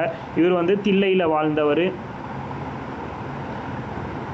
தீண்டுவீராயின் எம்மை திரு நீலகண்டம் அப்படின்னு இவரை வந்து இவர் மனைவி வந்து பாராட்டியிருக்காங்க. அதுக்கடுத்து வேறு என்ன சொல்லலாம் அப்படின்னா திருவாசகம் பற்றி டீட்டெயிலாக கொடுத்துருக்காங்க. இவரை பற்றி டீட்டெயிலாக பார்க்கறதுக்கு முன்னாடி திருவாசகம்னா என்னது, இது வந்து ஒரு சைவ நூல் தான் திருவாசகம், மாணிக்கவாசகரால் எழுதப்பட்டது. இது ஒரு 8ஆம் திருமுறை. இதில் வந்து இது ரொம்ப முக்கியம். திருவாசகம் வந்து 51 திருப்பதிகம் இருக்குது, 656 பாடல் இருக்குது. அதுக்கடுத்து வேறு என்ன இருக்குது, 4 பெரும் பகுதிகள் இருக்குது. இதை வந்து ஜியு போப் ஆங்கிலத்தில் மொழிபெயர்த்திருக்காரு. திருவாசகத்திற்கு உருகார் என்னது ஒரு வாசகத்திற்கும் உருகார் அப்படின்னு முதுமொழி இருக்குது. அதுக்கடுத்து வந்து புல்லாகி பூடாய் அப்படிங்கிற பாடல் வரிகள் பல்வகை உயிர்களோட பரிணாம வளர்ச்சியை பற்றி பேசுது. புல்லாகி பூடாய் அப்படிங்கிறது இவரோட பாடல் வரி. மானுட பிறப்பினால் மாதா உதிர தீரமில் கிருமி செறிவினில் பிழைத்தோ அப்படிங்கிறது இவரோட தொடங்கும் பாடல்கள். கருவியல் எம்ப்ராலஜி அறிவு நன்கு தெரிவிக்கின்றன, அதாவது கருவியல் அறிவை வந்து தெளிவிக்குது அப்படின்னு சொல்கிறாங்க. அவ்வளோதான். இவரை பற்றி திருநீலகண்டர் பற்றி அந்த ஒரு 4 லைனில் மட்டும்தான் இருக்குது. அடுத்து மெய்ப்பொருள் நாயனார், இவரை பற்றி நம்ம நல்லாவே தெரிஞ்சுக்கணும். மெய்ப்பொருள் நாயனார் இவரை பற்றி தெரிஞ்சுக்கிறதுக்கு என்ன இருக்குது அப்படின்னா, வெல்லுமா மிகவல்ல மெய்ப்பொருளுக்கு அடியேன் திருத்தொண்டை அதாவது திருத்தொண்ட தொகை அப்படிங்கிற நூலில் 60 அடியார்களை பற்றி பாடியிருக்காங்க அப்படின்னு பார்த்தோம் இல்லையா நம்ம. அந்த நூலில் ஒரு அடியார் தான் மெய்ப்பொருள் நாயனார். வெல்லுமா மிகவல்ல மெய்ப்பொருளுக்கு அடியேன் அப்படின்னு யாரை பற்றி பாடியிருக்காரு அப்படின்னு கேட்குறதுக்கு வாய்ப்பு இருக்குது. அதனால் மெய்ப்பொருள் நாயனார் அதை மட்டும் தெரிஞ்சுக்கோங்க. இவர் வந்து நமக்கு கொஞ்சம் முக்கியமானவர் தான். அடுத்து வந்து அதிபத்த நாயனார். இறைவனுக்கு தங்க மீனை அர்ப்பணிக்கும் விழா நாகப்பட்டினத்தில் நடந்திருக்கு. அந்த விழாவை நடத்தினவர் இவர் அப்படிங்கிற மாதிரி கொடுத்துருக்காங்க. அது மட்டும் வேணால் தெரிஞ்சுக்கோங்க. மற்றபடி இவர் எந்த அளவுக்கு இம்பார்ட்டன்ட்னு தெரியல, பார்க்கணுன்னு அவசியம் இல்லை. அதுக்கடுத்து கண்ணப்ப நாயனார். இவரை பற்றி உங்களுக்கு ஆல்ரெடி தெரிஞ்சிருக்கும் கண்டிப்பாக. அதாவது இவர் என்னது காடன் வேட்டையாட போகும்போது நானன் காடன் வேட்டையாட சிவலிங்கம் ஒன்றத்தை பார்க்குறாரு. அதுக்கு வந்து நீரால் அபிஷேகம் செய்கிற மலர் எல்லாம் கண்டென்ட் கொடுத்துருக்காங்க. சும்மா பார்த்துக்கோங்க. தன்னோட கண்ணை கொடுத்துருப்பாரு அப்படிங்கிற மாதிரி நோண்டி கொடுத்துருப்பாருங்கிற மாதிரி வரும். கணவனோட கூட மாம்பழத்தை சிவனரை படைத்தால் மாம்பழத்தை கணவர் கேட்க இறைவனை வேண்டி மாம்பழத்தை மாங்கனி திருவிழா இவரோட இதாக கொண்டாடுறாங்க நினைவாக. அது மட்டும் தெரிஞ்சுக்கோங்க. அடுத்து மங்கையக்கரசியார். காரைக்காமலை இவரும் ஒரு பெண். மொத்தம் 3 பேர் தான் பெண்கள். நாயன்மார்கள் 63 பேரில் 3 பேர் தான் பெண்கள். அதில் காரைக்கால் அம்மையார், மங்கையக்கரசியார் அப்படிங்கிறவங்க. அதுக்கடுத்து வந்து இசைஞானியாரா இன்னொருத்தங்க இருக்காங்க. இந்த 2 பேரை ஃபஸ்ட்டு தெரிஞ்சுக்கோங்க. அதுக்கடுத்து வந்து இவரும் ஒரு பெண். திருஞான சம்பந்தரை திருமுறை காட்டினு பாண்டிய அரசர்களுக்கு இவரே முக்கிய பங்கு வகித்தார். கணவன் மரமலை சமத்தின் இதெல்லாம் வேண்டாம், இந்த அளவுக்கு தெரிஞ்சால் போதும். சந்தனாச்சாரியா சந்தானம் என்று சொல்லியிருக்கு. வம்சா அகச்சந்தானம், புறச்சந்தானம், நாயன்மார் இதெல்லாம் அவ்வளோதான் போதுமானது. இதுக்கு மேலே படிக்க வேண்டாம். அடுத்து ஆழ்வார்கள். இந்த டாப்பிக்கு நாயன்மார்கள் 63 பேர். அடுத்து ஆழ்வார்கள் மொத்தம் 12 பேர். இறைவனோட அருள் வெள்ளத்தில் ஆழ்ந்து கிடப்பவர்கள் ஆழ்வார்கள் அப்படின்னு சொல்கிறாங்கன்னு சொல்லுவாங்க. இறைவனோட அன்பிலும் இன்பத்திலும் மூழ்கி இருப்பவர்கள். திருமால் அவங்க வந்து யார்? சிவன் அப்படின்னா இவங்க வந்து திருமாலை வழிபடுறவங்க. நாடு முழுவதும் திருமாலுடைய வாழ்வியலை வந்து பரப்புனவங்க. வைணவ மதத்தை சார்ந்தவர்கள். அதான் திருமால் அப்படிங்கிறத நம்ம தெரிஞ்சுக்கிட்டோம். அதுக்கடுத்து வந்து பார்த்திங்கன்னா 4000 திவ்ய பிரபந்தத்தை அருளியதால் திராவிடாச்சாரியர்கள் அப்படின்ற மாதிரியும் சொல்கிறாங்க. திராவிடாச்சாரியார்கள் மொத்தம் 12 பேர் இருக்காங்க. ஆழ்வார்களுடைய காலம் அப்படின்னா முற்காலத்தவர்கள், இடைக்காலத்தவர், பிற்காலத்தவர்னு 3ஆக பிரிக்கிறாங்க. முற்காலத்தவர் ரொம்ப முக்கியம். 3 பேர் தான் முற்காலத்தவர். 4 பேரை சொல்கிறாங்களா, ஆனால் 3 பேர் தான் ரொம்ப முக்கியம். பொய்கை ஆழ்வார், பூதத்தாழ்வார், பேயாழ்வார் இவங்க 3 பேர் தான் ரொம்ப முக்கியம். அதுக்கடுத்து திருமலிசை ஆழ்வார் இவங்க 4 பேரும் முற்காலத்தவர் அப்படின்னு சொல்கிறாங்க. இடைக்காலத்தில் நம்மாழ்வார், மதுரகவி ஆழ்வார், குலசேகர ஆழ்வார், பெரிய ஆழ்வார், ஆண்டாள். பெரியாழ்வாருடைய மகள் வந்து ஆண்டாள் அப்படின்னு சொல்லுவாங்களா. இது எல்லாமே நம்ம வந்து பார்க்கலாம். அதுக்கடுத்து வந்து பிற்காலத்தில் தொண்டரடி போய் திருப்பானாழ்வார், திருமலிசை ஆழ்வார். பிற்காலத்தவர்கள் பார்த்தீங்களா. திருமலிசை ஆழ்வார் வந்து பிற்காலம் முற்காலம் 2த்துலேயும் வராரு. ஆக்சுவலி 3 பேரை தான் மெயினாக முற்காலத்தில் நம்ம சொல்லுவோம். பொய்கை ஆழ்வார் ரொம்ப முக்கியம். இதுக்கப்புறம் வர்றதெல்லாம் பொய்கை ஆழ்வார் காஞ்சிபுரத்தில் திருவேக்காங்கிற ஊரில் பிறந்திருப்பார். அதுக்கடுத்து வந்து பார்த்திங்கன்னா அதனால தான் ஒரு ஆற்றில் பிறந்தது, கோயிலுடைய குளத்தில் பிறந்ததுனால பொய்கைன்னா அந்த ஆறுன்ற மாதிரி வரும் இல்லை, அதனால் பொய்கையான்னு பேர் வந்துச்சு. திருச்செங்க அவதாரமாக வைத்திருத்தார் இறைநிலை போய்த்தார் பொய்கை ஆழ்வார். இவர் திருமாலோட 10 அவதாரங்களை பற்றி பாசுரம் பாடியிருக்காருன்னு கொடுத்துருக்காங்க. அந்த அளவுக்கு தெரிஞ்சால் போதும். மங்களாசனம். வைணவ திருத்தலங்களில் பக்தி பாடல்கள் இயற்றி அங்கேயே இறைவன் முன் அரங்கேற்றுவது மங்களாசனம் அப்படின்னு சொல்கிறாங்க. மங்களாசனம் செய்தவர்களில் முதன்மையானவர் வந்து பொய்கை ஆழ்வார்னு தெரிஞ்சுக்கோங்க. மங்களாசனம்னா வைணவர்கள் வந்து கோவில்களில் பக்தி பாடல்கள் பாடுறது தான் வந்து மங்களாசனம். அதோட முதல்ல பாடினது பொய்கை ஆழ்வார் அப்படிங்கிறத தெரிஞ்சுக்கோங்க. அதுக்கடுத்து திருவந்தாதி. அதில் வந்து முதல் திருவந்தாதியை பாடினது பொய்கை ஆழ்வார் அப்படிங்கிறத தெரிஞ்சுக்கோங்க. மங்களாசனம்ங்கிறது எங்கே பாடுவாங்கன்னா வைணவ கோவில்களில் பாடக்கூடியது அப்படிங்கிறதும் தெரிஞ்சுக்கோங்க. அதுவும் கேள்வியாக கேட்குறதுக்கு வாய்ப்பு இருக்குது. 12 ஆழ்வார்களில் முதன்மையானவர் யார் அப்படின்னா இந்த பொய்கை ஆழ்வார் அப்படின்னு சொல்கிறாங்க. அடுத்து பூதத்தாழ்வார். இவர் வந்து மாமல்லபுரத்தில் பிறந்தவர். குறுக்கத்தி மலரில் தோன்றியவர். இந்த மலர் கூட கொஞ்சம் முக்கியம்தான், பார்த்துக்கோங்க எதுக்கும். ஏன்னா இவர் வந்து பார்த்திங்கன்னா யதோத்தக்காரி அப்படிங்கிற சம்திங் ஒரு குலத்தின் வழியாக தோன்றியவர். இவர் வந்து மலர் பூதத்தாழ்வாரை பற்றி பார்த்தோம்னா குறுக்கத்தி மலரில் தோன்றியவர் அப்படின்னு சொல்கிறாங்க. அதுக்கடுத்து வந்து பார்த்தோன்னா இவர் வந்து திருமாலை புகழ்ந்து பாடியிருக்காரு. தமிழை வந்து ஞானத்தமிழ்னு பாடியிருக்காரு. தமிழை ஞானத்தமிழ் என்று புகழ்ந்து பாடியவர் யாருன்னு கேட்கலாம். அப்படி பார்த்தோன்னா பூதத்தாழ்வார். ஞானத்தமிழ் நாரணருக்கு அப்படிங்கிற மாதிரி ஒரு பாட்டு வரும். ஆக்சுவலி ஒரு 7th புக்கில் வரும், 7வது எல்லையோ என்னமோ 7th புக்கில். ஸோ ஞானத்தமிழ் அப்படின்னு வந்து தமிழை புகழ்ந்து பாடியிருக்காரு. இவரோட பாடல் வந்து 4000 திவ்ய பிரபந்தத்தில் 2வது திருவந்தியாக பாடப்பட்டிருக்கு அப்படிங்கிற மாதிரி சொல்கிறாங்க. அதுக்கடுத்து அதான் இந்த பாட்டு தான் சொன்னேன். அன்பே தகலிய ஆர்வமே நெய்யாக இன்புருகு சிந்தை இரு திரியா நண்புருகி ஞான சுடர் விளக்கு நேற்றினே நாரணருக்கு ஞானத்தமிழ் புரிந்த நான் அப்படின்னு தமிழை வந்து ஞானத்தமிழ் அப்படின்னு போற்றிருக்காரு.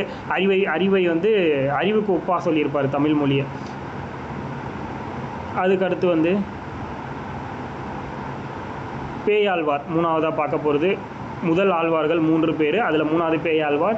இவர் வந்து சென்னையில் மயிலாப்பூரில் பிறந்தவர். திருமாலுடைய 5 ஆயுதங்களில் ஒன்றான நாந்தகம்ங்கிற வாளுடைய அம்சமாக கருதப்படுகிறார். இவர் வந்து பாடிய பாசனங்கள் 3ஆம் திருவந்தாதி, அது நமக்கு தெரியும். திருமாலின் மீது பக்தி கொண்டு அவ்வளோதான், இதில் வேறு எதுவும் கிடையாது. அதுக்கடுத்து திருமலிசை ஆழ்வார். இவர் வந்து திருமலிசைங்கிற ஊர், இது வந்து தொண்டை நாட்டில் இருக்குது, காஞ்சிபுரம் பகுதிகளில். அங்கே பிறந்தவர். சுதர்சன சக்கரத்தின் அம்சம் அதெல்லாம் தேவையில்லை. பேயாழ்வாருடைய உபதேசம் பெற்ற வளர்ப்பு பெற்றோருக்கு பிறந்த கனிக்கண்ணன் என்பவரை தம் சீடராக கொண்டு காஞ்சிபுரம் சென்று அதனால திருவேக்காங்கிற இடத்துல திருமாலை தரிசிக்கிறார். அதெல்லாம் எதுவுமே வேண்டாம், அவ்வளோதான். இவர் எழுதின நூல்கள் ரொம்ப முக்கியம். திருமலிசை ஆழ்வார் எழுதினது நான்முகன் திருவந்தாதி, திருச்சந்த விருத்தம். திருமலிசை ஆழ்வார் எழுதின நூல்கள் என்னென்ன, இதில் ஆக்சுவலி ஆழ்வார்கள் வந்து ஒரு கொஷின் கண்டிப்பாக கேட்குறாங்க இப்போல்லாம், அதனால் அது நல்லா தெரிஞ்சுக்கோங்க. நான்முகன் திருவந்தாதி, திருச்சந்த விருத்தம், இது 2 நூலையும் எழுதினது திருமலிசை ஆழ்வார். அடுத்து நம்மாழ்வார். இவர் வந்து பாண்டிய நாட்டில் இருக்கிற திருநகிரி அப்படிங்கிற ஒரு ஊரில் பிறந்தவர். திருக்குறுகூர் அப்படின்னு ஒரு பேர் இருக்குது அதுக்கு. இவர் வந்து 4 வேதங்களையும் தமிழில் பாடியிருக்கார். ரிக்கேஜூர் சாமாதரவன 4 வேதத்தையும் தமிழில் பாடியதுனால தமிழ் செய்த மாறன் அப்படின்னு இவருக்கு ஒரு பேர் இருக்குன்னு சொல்கிறாங்க. தமிழ் செய்த மாறன் யார் அப்படின்னா நம்மாழ்வார் அப்படின்னு சொல்கிறாங்க. அதே மாதிரி மாறன் அலங்காரம் அந்த நூல்லாம் இவரோட பீரியடில் உருவாச்சின்னு சொல்லுவாங்க.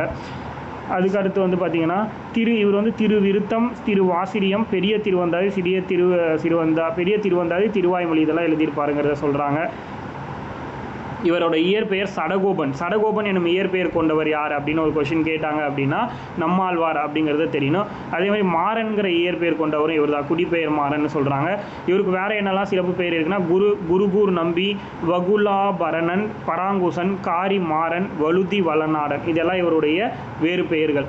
அடுத்து மதுரை கவி ஆழ்வார். இவர் வந்து பாண்டி நாட்டில், மதுரைனாலே மதுரை அப்படின்ற வார்த்தை வருது, அதனால் பாண்டி நாட்டில் தான் பிறந்திருப்பாருன்னு தெரிஞ்சுக்கோங்க. அதுக்கடுத்து இவர் வந்து இளமையிலேயே பாடக்கூடிய திறமை பெற்றனால் மதுரை கவி அப்படிங்கிற பேர் வந்திருக்கு இவருக்கு.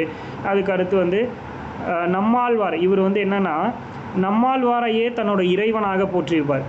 நம்மாழ்வார்னு இப்போ பார்த்தோம்ல, அதனால் நம்மாழ்வாரையே இறைவனாக போற்றியவர். இங்கே இருக்குது பாருங்கள், நம்மாழ்வாரையே இறைவனாக கொண்டு கண்ணினும் சிறுத்தாம்புங்கிற ஒரு பாட்டு பாடியிருக்கார்.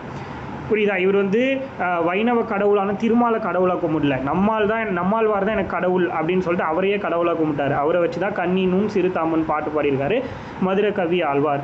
இவர் வந்து நம்மாழ்வாரை பார்த்த உடனே இவர் எல்லாம் அறிந்த ஞானி அப்படின்னு உணர்ந்துட்டு அவரையே குருவாக ஏற்றுக்கிறாருன்னு சொல்கிறாங்க.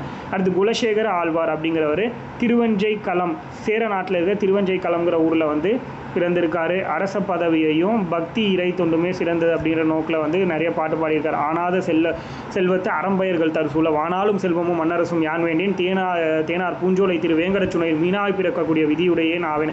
இது வந்து நம்ம பழைய புக்கில் 2017 அப்புறம் முன்னாடி தமிழ் படித்தவங்க ஸ்கூல் படிச்சிருப்பாங்க 10th வரைக்கும், அவங்களுக்கு இந்த பாட்டு வந்திருக்கும். அதாவது திருவேங்கடநாதனுடைய குலத்தில் நீந்தக்கூடிய ஒரு மீனாய் பிறக்கக்கூடியவனாக பிறந்தாலே போதும், அடுத்த ஜென்மம் ஒன்று இருந்தால் எனக்கு வேறு எந்த ஒரு செல்வமும் வேணாம் அப்படிங்கிற மாதிரி பாட்டு பாடியிருப்பார். அதுக்கடுத்து குலசேகர ஆழ்வார் அதை வந்து பாடியிருப்பார். குலசேகர படி, இவர் வந்து ஒரு படியில் உட்காந்து பாடினதுனால அது வந்து குலசேகர படி அப்படிங்கிற மாதிரி சொல்கிறாங்க. இவர் வந்து பெருமாள் திருமொழி, இவர் இயற்றிய பாடல்களுக்கு வந்து பெருமாள் திருமொழிங்கிறது பேர். அதுக்கடுத்து பெரியாழ்வார் வந்து ஸ்ரீவில்லிபுத்தூரில் பிறந்தவர். விஷ்ணு சித்தன், பட்டர் பிரான், இவருக்கு ஒரு 2 பேர் இருக்குது. பெருமாளையே தம் குழந்தையாக கருதி பாட்டு பாடியிருக்கார். அதாவது பெருமாள் அப்படின்னா என்னது, திருமாலையே குழந்தையாக நினைத்து பாடல்கள் பாடியிருக்காரு அப்படிங்கிறத வந்து கொடுத்துருக்காங்க. அதுக்கடுத்து என்ன சொல்கிறாங்க அப்படின்னா அவருடைய பாட்டு ஒன்று கொடுத்துருக்காங்க இந்த இடத்துல, கிடைக்கில் தொட்டில் கிளிய உதைத்திரோ, அதை வந்து அந்த உதைத்திரோ அந்த பாட்டு கொடுத்துருக்காங்க. அதுக்கடுத்து அதாவது திருமாலை குழந்தையாக பாடியவர் வந்து யாருன்னா பெரியாழ்வார் அப்படிங்கிறது தெரிஞ்சுக்கோங்க. இவர் பாடின பாட்டு வந்து திருப்பல்லாண்டு பெரியாழ்வார் திருமொழி அப்படின்னும் திருப்பல்லாண்டு அப்படின்னு ஒன்றும் பாடியிருக்காரு. அடுத்து ஆண்டாள், நம்ம சொன்னல முன்னையே பெரியாழ்வார் வந்து தன்னுடைய துளசி தோட்டத்தில் கண்டுபிடிச்ச பெண் குழந்தை தான் ஆண்டாள்.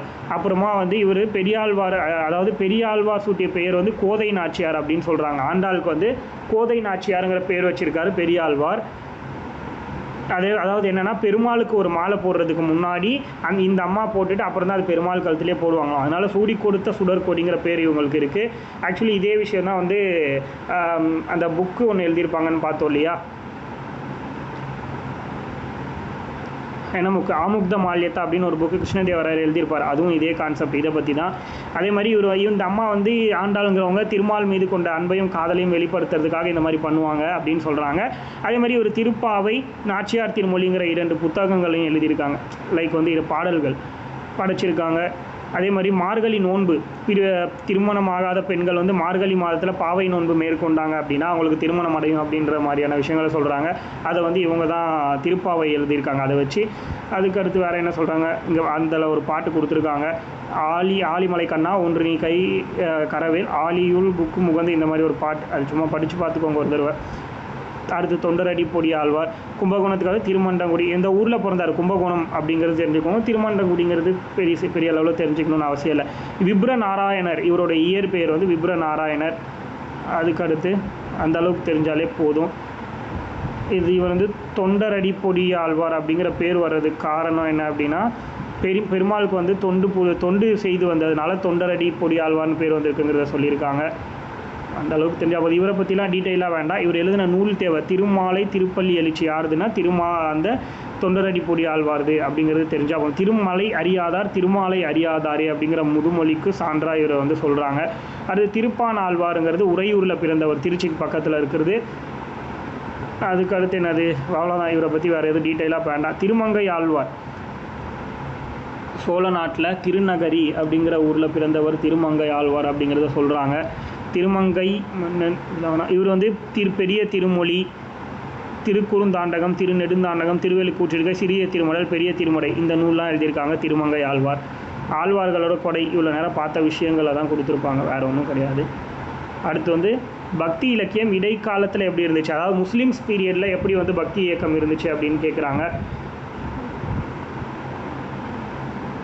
ஆச்சாரியார்கள் தான் அதிகமாக இருந்திருக்காங்கன்னு சொல்கிறாங்க. மணிப்பிரவாள நடை, இது வந்து நீங்கள் எல்லாருமே தெரிஞ்சுக்கணும். மணிப்பிரவாள நடைனா லாங்குவேஜஸ் வந்து ஒன்றா மிக்ஸ் ஆகிறது. அதாவது தமிழ் சொற்களும் வடமொழி சொற்களும் கலந்து எழுதப்பட்ட உரைநடைக்கு பேர் தான் மணிப்பிரவாள நடைன்னு சொல்கிறாங்க. அப்படி இருக்கக்கூடாது அப்படின்னு சொல்லுவாங்க. இப்போ நம்ம பேசுகிறோம்ல, தமிழையும் இங்கிலீஷையும் கலந்து, அதெல்லாம் ஒரு வகையான பிரவாள நடை அப்படின்னு தான் சொல்லுவோம். மணி பிரவாள நடைங்கிறது நம்ம காமனாக இதை சொல்கிற மணிங்கிறது முத்துமணி, பிரவாளம்னா பவளமணி, முத்தும் பவளமும் சேர்ந்தது தான் மணி பிரவாளம் அப்படின்னு சொல்கிறாங்க. வடமொழியும் தமிழ் மொழியும் கலந்ததுக்கு பேர் மணிப்பிரவாள நடை. இது கேட்குறாங்க, இது கேட்குறதுக்கு வாய்ப்பு அதிகம். மணிப்பிரவாள நடைனா என்னது, வடமொழியும் தமிழ் மொழியும் கலந்தது.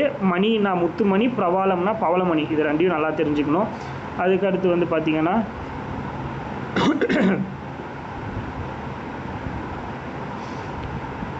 வேறு என்ன சொல்லலாம், நாதமுனி, காட்டுமன்னார் கோயிலில் பிறந்தவர் நாதமுனிகள். தமது ஊர் கோயில் இருவர், இதெல்லாம் வேண்டாம். பக்தி யோக இதெல்லாம் கேட்குறதுக்கு வாய்ப்பு கிடையாது. நாதமுனி எழுதின நூல் வேணால் தெரிஞ்சுக்கோங்க. நியாய தத்துவம் யோக ரகசியம், நியாய தத்துவம் யோக ரகசியம், இது ரெண்டும் எழுதினது யாருன்னா இவர் அப்படிங்கிறத மட்டும் தெரிஞ்சுக்கோங்க. ராமானுஜர் ஸ்ரீபெரும்புதூரில் பிறந்திருக்காரு, இது ரொம்ப முக்கியம். ராமானுஜருங்கிறவர் ரொம்ப முக்கியம், ஸ்ரீபெரும்புதூரில் பிறந்திருக்காரு. அதுக்கடுத்து வந்து பார்த்திங்கன்னா ஆளவந்தாருடைய மாணவர், அதெல்லாம் சும்மா பார்த்துக்கோங்க. பிரம்மசூத்திரத்துக்கு உரை எழுதியவர் ரொம்ப முக்கியம், பிரம்மசூத்திரத்திற்கு உரை எழுதியவர் ராமானுஜர். அதுக்கடுத்து திருவாய்மொழிக்கு வந்து 6000 படிங்கிற உரை எழுதியிருக்காரு. அதுக்கடுத்து ரொம்ப முக்கியமாக இவரை பற்றி நம்ம ஆல்ரெடி பார்த்துருப்போம், விசிஷ்டாத்வைதம் அப்படிங்கிறத கொடுத்துருப்பார். அத்வைதம், அடுத்து வந்து துவைதம், விசிஷ்டாத்வைதம், இந்த மாதிரிலாம் நம்ம ஆல்ரெடி பார்த்துருப்போம் இல்லையா. அதில் விசிஷ்டாத்வைதத்தை கொடுத்தது ராமானுஜர் அப்படிங்கிறது நமக்கு தெரியும். வேறு என்ன இருக்குது, அதே மாதிரி இவரோட பீரியடில் தான் வந்து இவரோட பீரியடுக்கு அப்புறம் தான் வைணவம் வடக்கலை தென்கலைன்னு பிரிஞ்சதுன்னு சொல்கிறாங்க.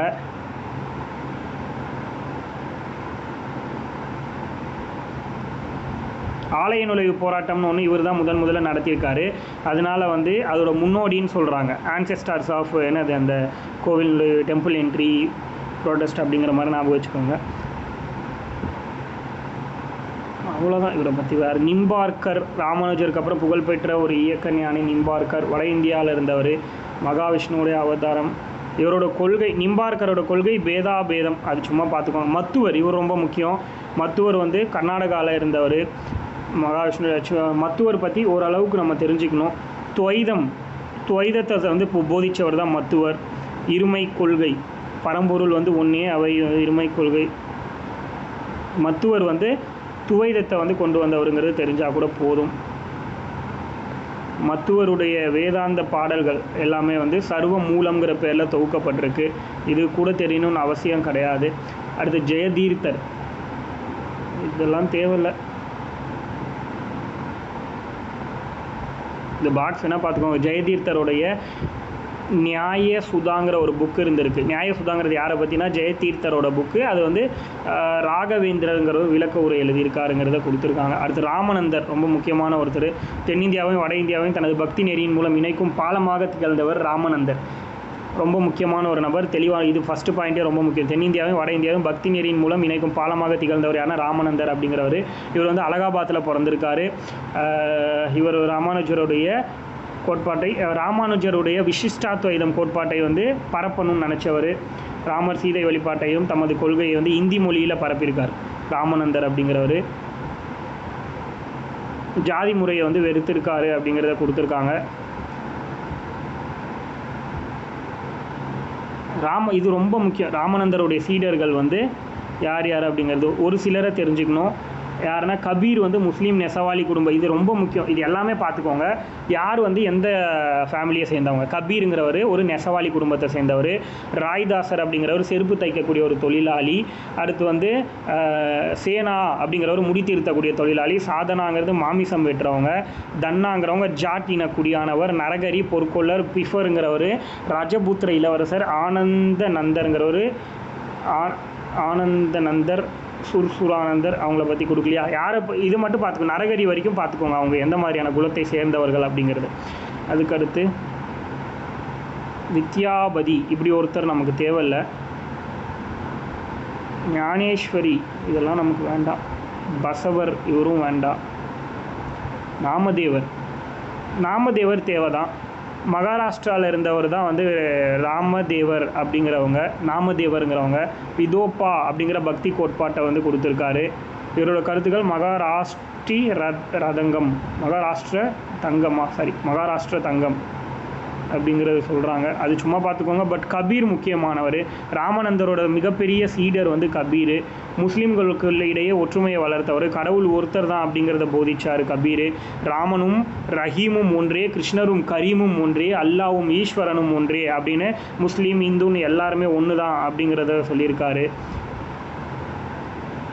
இவரோட தொகுப்பு வந்து தோஹா அப்படின்னு சொல்கிறாங்க. கபீரோட பாடல் தொகுப்பு தோஹா. குருநானக் வந்து ரொம்ப முக்கியம் சீக்கியர்கள் பொறுத்த வரைக்கும். பஞ்சாபில் லாகூர் மாவட்டத்தில் தால்வண்டி அப்படிங்கிற இடத்துல 1469 ஆண்டில் குருநானக் இளமையிலே சமநீதி நாட்டம் கொண்டு கபீர், அதாவது குருநானக்குடைய குரு வந்து கபீர் அப்படிங்கிறத தெரிஞ்சுக்கோங்க. இவர் கடவுள் ஒருவரே அப்படிங்கிறத சொல்லியிருக்காரு. இந்து முஸ்லீமுடைய சமய வெறுப்பை தணிக்கும் பொருட்டு இவர் சில விஷயங்களை பண்ணியிருக்காருதா சொல்கிறாங்க. அடுத்து வந்து லங்கருங்கிற உணவு கூடத்தை உருவாக்கி சமபந்தி உணவு, எல்லா ஜாதிக்காரங்களும் ஒன்றா உட்காந்து உணவு அருந்தக்கூடிய முறையை குருநானக் கொண்டு வந்திருக்காரு.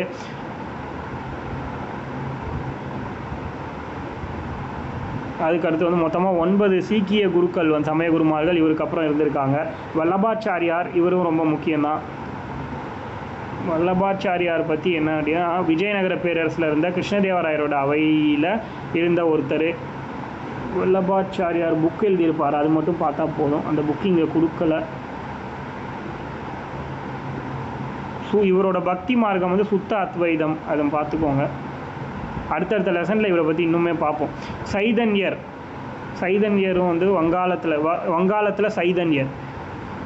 மகாராஷ்டிராவுக்கு எப்படி ராமானந்தரோ அது மாதிரி சைதன்யருங்கிறவர் வங்காளத்தை சேர்ந்த முக்கிய ஒரு நபர். இவருடைய தத்துவம் வந்து அசிந்திய பேதம். இதெல்லாம் சும்மா ஒரு தடவை பார்த்துக்கோங்க. பட் எங்கெங்கன்றது ரொம்ப முக்கியம். இப்போ சைதன்யர்னா வங்காளத்தை சேர்ந்தவர் அப்படிங்கிறது ரொம்ப முக்கியம், அது கேட்கலாம். அடுத்து துளசிதாசர், இவருமே நமக்கு ஒரு முக்கியமான நபர் தான். இந்தி மொழியில் வந்து ராமாயணம்ங்கிற நூலை ராமசரித மனஸ் அப்படின்னு இந்து மொழியில் மொழியாக்கம் பண்ணவர் யாருன்னா துளசிதாசர். நம்ம ஆல்ரெடி இதை பார்த்துருப்போம்.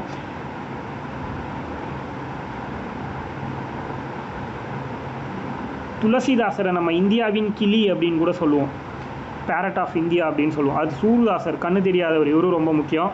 கிருஷ்ணர் ராதை வழிபாட்டில் முக்கியத்துவம் பெற்றவர். கிருஷ்ணரை வழிபடுறது தான் வந்து முக்தி பெறுவதற்கான வழிங்கிறத சொல்லியிருக்காரு. ஆக்ராவுடைய பார்வையற்ற கவிஞர். சூர்சாகர், சாகித்ய ரத்னா போன்ற நூல்களை எழுதியிருக்காரு. சூர்சாகர் எழுதினர் சூர்தாசர், சாகித்ய ரத்னா எழுதினர் அவர். கிருஷ்ணரில் வந்து அதிக பற்று கொண்டவர் அப்படிங்கிறதையும் கொடுத்துருக்காங்க.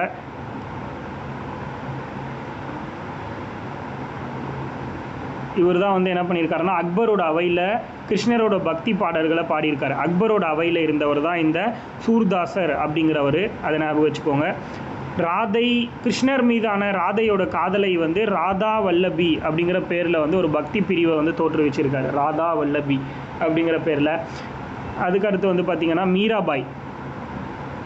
மீராபாய் பற்றி என்ன கொடுத்துருக்காங்க அப்படின்னா, மீராபாய் வந்து கிருஷ்ணர் மேலே ஈடுபாடு கொண்டவங்க, குழந்தை பருவத்திலேருந்தே ஈடுபாடு கொண்டவங்க கிருஷ்ணர் மேலே. இவங்க வந்து கிருஷ்ணருடைய போதனைகள் எல்லாத்தையும் பிரஜ் மொழியில் வந்து பரப்பியிருக்காங்க அப்படிங்கிற மாதிரி சொல்லியிருக்காங்க மீராபாய். வேறு என்ன இருக்குது இவங்கள பற்றி? அவ்வளோதான், மீராபாய்ங்கிறவங்கள பற்றி அவ்வளோதான். அடுத்து குரு ராம்தாசர். இவர் வந்து சிவாஜியோடைய ஆன்மீக குரு தான் வந்து குரு ராம்தாஸ். இவர் வந்து தசபோதாங்கிற நூல் எழுதியிருக்காருன்னு கொடுத்துருக்காங்க. இவரோட குரு வந்து பகவான் ராம். இதெல்லாம் கூட தேவையில்லை, மகாராஷ்டிராக்காரர். இந்த குரு ராம்தாஸுங்கிறவர் மகாராஷ்டிராக்காரர். அதனால தான் சிவாஜி வந்து இவரை வந்து குருவாக ஏற்றுக்கிட்டாரு.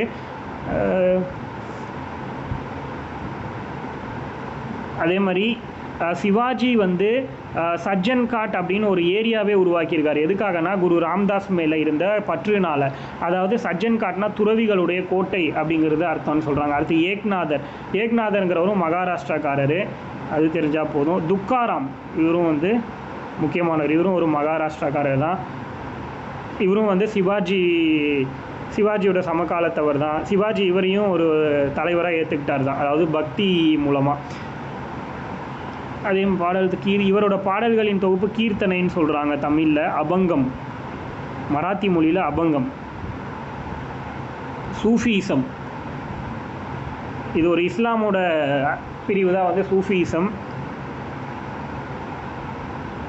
இஸ்லாமோட பிரிவு தான் வந்து சூஃபிசம்னு சொல்கிறாங்க. இங்கே பாருங்கள், ஒரு கண்டென்ட் கொடுத்துருக்கான். இறைவனை மனக்கண்ணால் அழகு ஆராதனை வடிவமாக காண்பதே சூஃபிசம் அப்படின்னு கேடி பார்கவாங்கிறவர் சொல்கிறார். இறைவனை மனக்கண்ணால் அழகு ஆராதனை வடிவமாக காண்பது தான் சூஃபிசம் அப்படிங்கிறத சொன்னது யாருன்னா கேடி பார்கவா. இது வந்து பார்த்துக்கோங்க. சூஃபியத்தோட தோற்றத்தை பற்றி, அதோடைய உருவாக்கத்தை பற்றி சொல்லியிருக்காங்க, எப்படி உருவாச்சு அப்படிங்கிறது. இதெல்லாம் நமக்கு வேண்டாம். சூஃபிசத்தோட பிரிவுகள் இது வேண்டாம், இது எதுவும் வேண்டாம். சூஃபிசம் பற்றி டீட்டெயிலாக நமக்கு வேண்டாம்.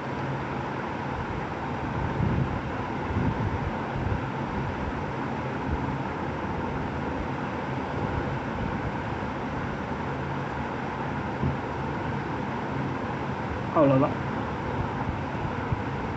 அடுத்து வந்து சமூக சமய சீர்திருத்த இயக்கங்கள், 7வது லெசன். சமூக சமய சீர்திருத்தம் அப்படின்னாலே 18-19ஆம் நூற்றாண்டு 1700லேருந்து அந்த 1900 வரைக்குமான காலகட்டங்களில் நடந்தது தான். ராஜாராம் மோகன் ராய் அப்படிங்கிறவரால் தொடங்கப்பட்டு இந்தியா முழுக்க பல வகையான சீர்திருத்தங்கள் வந்து செய்யப்பட்டிருக்கு. பக்தி இயக்கம் அப்படிங்கிறது இந்தியாவில் எப்போலேருந்துனா 7ஆம் நூற்றாண்டுலேருந்து 17ஆம் நூற்றாண்டு வரைக்கும் இருந்துச்சுன்னு நுழைவாயிலில் கொடுத்துருக்காங்க. அந்தளவுக்கு நமக்கு வேண்டாம்.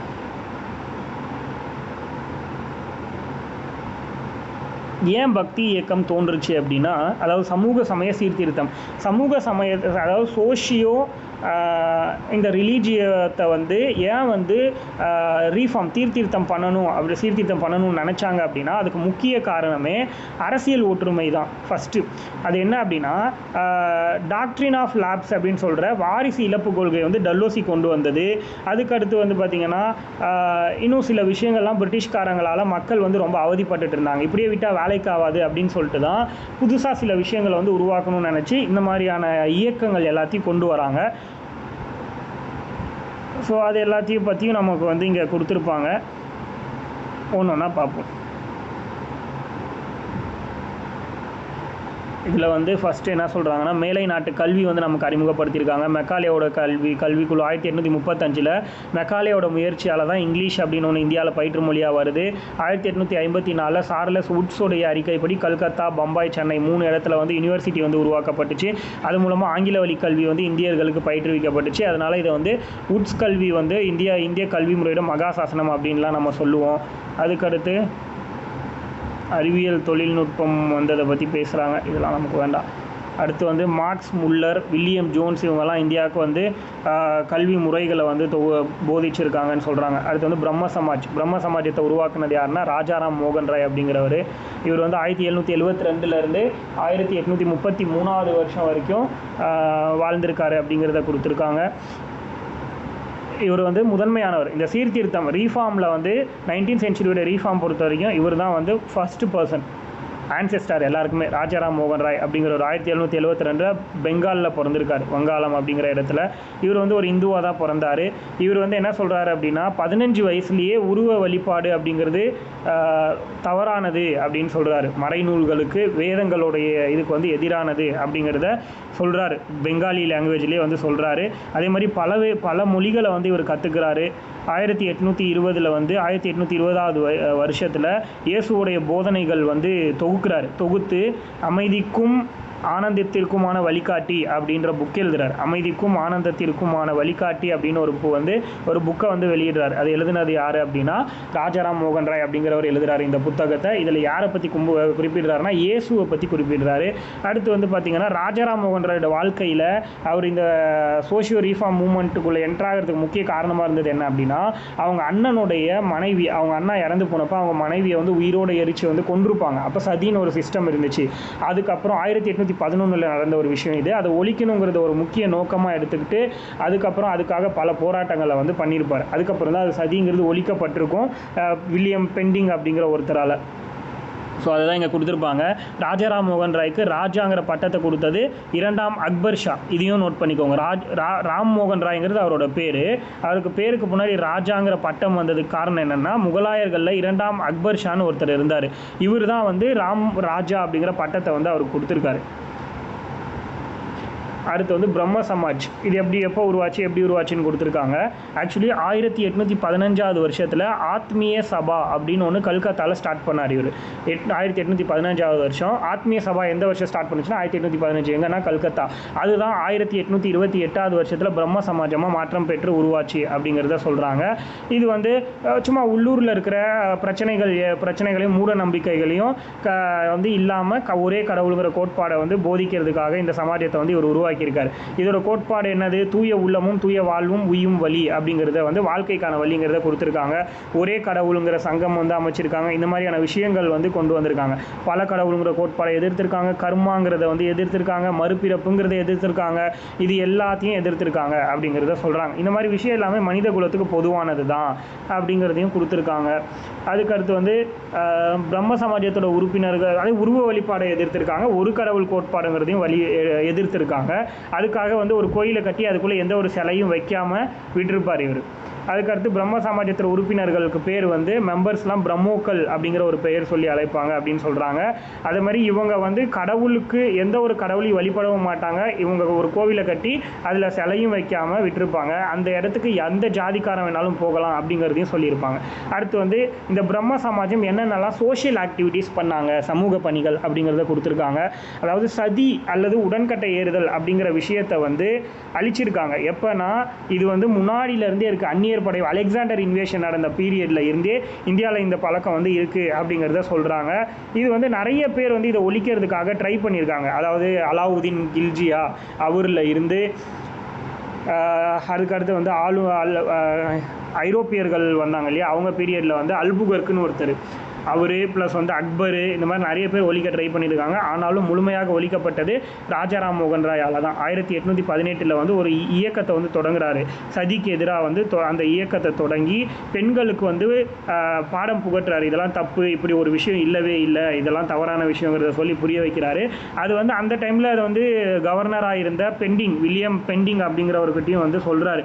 அவர்கிட்ட சொல்லி இதை புரிய வச்சதுனால அவர் வந்து 1829 வருஷம் டிசம்பர் 4 என்ன பண்ணியிருக்காருன்னா சதிங்கிறது தண்டனைக்குரிய குற்றம், அதை யாராவது செஞ்சிங்கன்னா அவங்கள அரெஸ்ட் பண்ணுவோம் அப்படிங்கிறத கொடுத்துருக்காங்க. அதுக்கப்புறத்துல இருந்து தான் ராஜாராம் மோகன் ராய்னால இந்த சட்டம் வந்து வில்லியம் பெண்டிங்கால நடைமுறைக்கு கொண்டு வரப்பட்டுச்சு அப்படிங்கிறத கொடுத்துருக்காங்க. அதனால இவர் வில்லியம் பெண்டிங்கே வந்து அவரை பாராட்டியிருப்பார், ராஜாராம் மோகன் ராயை. அதுக்கடுத்து பார்த்தீங்கன்னா சதியை ஒழிக்கிறதுக்காக கிறிஸ்தவ சமய பரப்பு குழுவினரும் வந்து வில்லியம் கேரிங்கிற ஒருத்தர் தலைமையில் வங்காளத்தில் முயற்சி பண்ணியிருக்காங்க. அது மட்டும் இல்லாமல் இவங்க 1815 ஆத்மீய சபா மூலமாகவும் முயற்சி பண்ணியிருக்காங்க. ஸோ ராஜாராம் மோகன் ராயும் வில்லியம் கேரி இவங்க 2 பேரால் தான் இது வந்து ஒழிக்கப்பட்டிருக்கு 1829 அப்படின்னு சொல்கிறாங்க. அதுக்கடுத்து வந்து இதை வந்து முழுக்க ஒழிக்கப்பட்டது யாரோட பீரியடில் இருந்ததுன்னா விக்டோரியா மகாராணியோட காலகட்டம் 1861 வருஷத்துலேருந்து அப்படிங்கிறத கொடுத்துருக்காங்க. அடுத்து வந்து ஃபீமேல் இன்ஃபான்டிசைட்னு சொல்கிறோம் இல்லையா, பெண் சிசு கொலை, அது வந்து பார்த்தீங்கன்னா கர்னல் டாட் அப்படிங்கிறவர் ஒரு கூற்று சொல்கிறாரு. அதாவது பெண் குழந்தைகள் பிறந்தவுடன் கொன்றுவிடக்கூடிய வழக்கம் ரஜபுத்திர குடும்பத்தில் இருந்துச்சு. இன்னும் ரஜபுத்திரர்கள் குறிப்பிட்ட தங்கள் குல பிரிவுக்குள்ளே திருமணமும் செஞ்சுருக்காங்க. வேறு பிரிவில் திருமணம் செய்கிறாங்க அப்படின்னா அந்த பழக்கமே அவங்களுக்கு கிடையாதுங்கிறத கொடுத்துருக்காங்க. இது சொன்னது யார் அப்படின்னா கர்னல் டாட் அப்படிங்கிறவர். அதே மாதிரி அவங்களுக்கு வந்து நிறைய செய்யணும், அவங்களோட தங்களது குலத்திலேயே வந்து திருமணம் பண்ணணும் அப்படிங்கிற மாதிரியும், ப்ளஸ் வந்து நிறைய நகை போடணுன்னு அதெல்லாம் இருக்கிறதுனால பெண் குழந்தையே வந்து கொன்னுடணும் அப்படிங்கிற பழக்கம் வந்து இருந்துச்சு அப்படிங்கிறத டாட் வந்து குறிப்பிட்டிருக்காரு. அதுக்கடுத்து பெண் சிசு கொலை தடுப்பு சட்டம் வந்து பிரிட்டிஷ் பீரியடில் எந்த வருஷம்னா பெங்கால், அப்போ வந்து வங்காளம் தான் வந்து இந்தியாவுடைய இதுவாக இருந்துச்சு, தலைநகரமாக இருந்துச்சு. அப்படி இருக்கும்போது 1795 பெண் சிசு கொலை தடுப்பு சட்டம் கொண்டு வந்திருக்காங்க அப்படிங்கிறத குறிப்பிட்டிருக்காங்க. அதுக்கடுத்து பலதார மனம், அதாவது ஒருத்தனே வந்து பல பெண்களை வந்து திருமணம் பண்ணிக்கிறது, அதான் பலதார மனம் அப்படின்னு சொல்கிறாங்க. அதை ராஜாராம் மோகன் ராய் வந்து கடுமையாக விமர்சிச்சிருக்காரு. ஒரு வயிற்றில் பிறக்கக்கூடிய ஆணுக்கும் பெண்ணுக்கும் சொத்து, வாழ் உரிமை, பண்பாடு எல்லாத்துலேயுமே சம உரிமை இருக்குது அப்படிங்கிறதெல்லாம் சொல்லியிருக்காரு. விதவை மனம், குழந்தை திருமணம், அதுக்கடுத்து வந்து பார்த்திங்கன்னா குழந்தை திருமணத்தை தடுக்கிறதுக்காகவும் விதவை மறுமணம், ஒரு கணவன் இறந்துட்டான்னா அந்த பெண்ணுக்கு இன்னொரு திருமணமும் பண்ணி வைக்கலாம் அப்படிங்கிறது 1856 சட்டமாக கொண்டு வந்திருக்காரு, விடோரி மேரேஜ் ஆக்ட் 1856. இதுக்கு வந்து ஈஸ்வரச்சந்திர வித்யாசாகருங்கிறவர் தான் வந்து முயற்சியில் துணை இருந்திருப்பார். அடுத்து வந்து இவங்க என்னெல்லாம் சமய இந்த லைக் ரிலீஜியஸ் ஒர்க்லாம் பண்ணியிருப்பாங்க அப்படிங்கிறத கொடுத்துருக்காங்க. ஒன்றிய குலம் ஒருவனே தேவன் அப்படிங்கிற இதை வச்சு இவங்க வந்து மக்கள் பணி செஞ்சுருக்கிறதா சொல்கிறாங்க. நிறைய மக்கள் பணி இவங்க செஞ்சுருக்காங்க. எல்லா மதத்தில் இருக்கிற மூட கருத்துக்களையும் அறவே ஒழிக்கணுங்கிறதுக்காக போராடி இருக்காங்க. இயேசுநாதர் கட்டளைங்கிற நூல் எழுதினார், அதெல்லாம் நமக்கு தெரிஞ்சது. ராஜாராம் மோகன் ராய்க்கு அப்புறம் பிரம்ம சமாஜத்தோட செயல்பாடுகள் எப்படி இருந்துச்சு அப்படிங்கிறதையும் கொடுத்துருக்காங்க. இவருக்கு அப்புறம் ஈஸ்வர சந்திரசாகர் அப்படிங்கிறவர் தான் வந்து லட்சக்கணக்கான விதவைகள் மறுமணம் செய்கிறதுக்கு ஆதரவு கொடுத்துருக்காரு இந்த சட்டத்துக்கு கீழே. அதுக்கப்புறம் வந்து பார்த்தீங்கன்னா கேசவ் சந்திரசேன் அப்படிங்கிற ஒருத்தரோட தலைமையில் 1872 வருஷத்தில் சிறப்பு திருமண சட்டம் அப்படின்னு ஒன்று உருவாக்கியிருக்காங்க, ஸ்பெஷல் மேரேஜ் ஆக்ட் அப்படின்னு ஒன்று உருவாகியிருக்காங்க 1872 அந்த வருஷம் ஞாபகம் வச்சுக்கோங்க. அது வந்து பார்த்திங்கன்னா கேசவ் சந்திரசேனால் உருவாக்கப்பட்டுச்சு. அது மூலமாக குழந்தை திருமணம், பலதார மறுமணம் இது எல்லாமே வந்து தண்டிக்கக்கூடிய ஒரு குற்றமாக சொல்லியிருக்காங்க. அதுக்கடுத்து குழந்தை திருமண தடுப்பு சட்டம் வந்து 1901 கொண்டு வந்திருக்காங்க. 1930 வந்து சாரதா சட்டம் கொண்டு வந்திருக்காங்க. ரொம்ப முக்கியம், சாரதா சட்டம் அப்படிங்கிறது என்னென்னா குழந்தை திருமணத்தை தடுக்கிறது தான் சாரதா சட்டம். அது 1930 கொண்டு வந்திருக்காங்க. 10 வயசுலேருந்து 14 வயசாக உயர்த்தியிருக்காங்க குழந்தைகளோட திருமணம் அப்படிங்கிறது. பண்டித கார்வே அப்படிங்கிறவர் தான் பூனால விதவை பெண்களுக்கான இல்லத்தை வந்து தொடங்கியிருக்காங்க. இதுவும் ரொம்ப முக்கியம். பூனால விதவை பெண்களுக்கு இல்லத்தை வீடு கட்டி கொடுத்தது அப்படிங்கிறது யாருன்னா பண்டித கார்வே அப்படிங்கிறவர். இந்த ஒரு 4 சட்டம் பார்த்தோம்ல, அதுவும் ரொம்ப முக்கியம். ராஜாராம் மோகன் ராய் பற்றி சில கண்டென்ட் கொடுத்துருக்காங்க. இவர் வந்து சோஷியல் ரீஃபார்மர் மட்டும் கிடையாது, இவர் வந்து ஒரு சோஷியல் ஆக்டிவிஸ்ட்டும் கூட அப்படின்னு சொல்கிறாங்க. அதுக்கடுத்து வந்து இந்து சமயத்தை சீர்திருத்திய செம்மல் அப்படின்னு சொல்கிறோம். இந்திய மறுமலர்ச்சியின் தந்தை, இந்தியாவின் விடிவெள்ளி, இந்திய தேசத்தின் முன்னோடி, இந்தியாவின் புத்துலக சிற்பி, இது எல்லாமே ராஜாராம் மோகன் ராய்க்கு இருக்கக்கூடிய சிறப்பு பெயர்கள் அப்படின்னு சொல்கிறாங்க. அதுக்கடுத்து வந்து பார்த்திங்கன்னா இவர் வந்து சம்பத் கௌமுகி அப்படிங்கிற ஒரு அவரோட ஓன் லாங்குவேஜில், பெங்காலில் பிறந்தார் இல்லையா, அதனால் பெங்கால் லாங்குவேஜில் சம்பத் கௌமுகிங்கிற ஒரு வீக்லி மேகசின் வந்து ஸ்டார்ட் பண்ணியிருக்காரு. அதுக்கடுத்து வந்து பெர்ஷியன் லாங்குவேஜில் ஒரு வீக்லி மேகசின் ஸ்டார்ட் பண்ணியிருக்காரு. அதுக்கு பேர் வந்து மிராத் உல் அக்பர் அப்படின்னு சொல்கிறாங்க. மிராத் உல் அக்பருங்கிற ஒரு நியூஸ் பேப்பர். அதுக்கடுத்து வந்து பார்த்திங்கன்னா 1833 செப்டம்பர் 27 இவர் இறந்து போகிறாரு. பிரிஸ்டல்ங்கிற ஊர் இதில் வந்து இறந்து போகிறார், வெளிநாட்டில். அதுக்கடுத்து நவீன முறை முதன்முறை சமய ஒற்றுமை நோக்கி உணர்ச்சினை உண்டாக்க பாடுபட்டார் அப்படின்னு, அதாவது உலகத்திலேயே நவீன முறை மாடர்ன் டைப்பில் முதலாக சமய ஒற்றுமை, சோஷியல் இம்பேக்டை வந்து உருவாக்குறது இவர் தான் அப்படிங்கிறத சொல்கிறார். சொன்னது என்ன, சர்மோனியம் வில்லியம். இதெல்லாம் ஒரு தடவை பார்த்துக்கோங்க. அதுக்கடுத்து வந்து இவரை வந்து பரந்த மனித சமயத்தை கண்டவர் அப்படின்னு ராஜாராம் மோகன் ராயை சீலுங்கிறவர் பாராட்டியிருக்காரு. இதுக்கப்புறம் ஆரிய சமாஜ் அப்படின்னு ஒன்று உருவாகியிருக்கு. இன்றைக்கி போதும்னு நினைக்கிறேன்.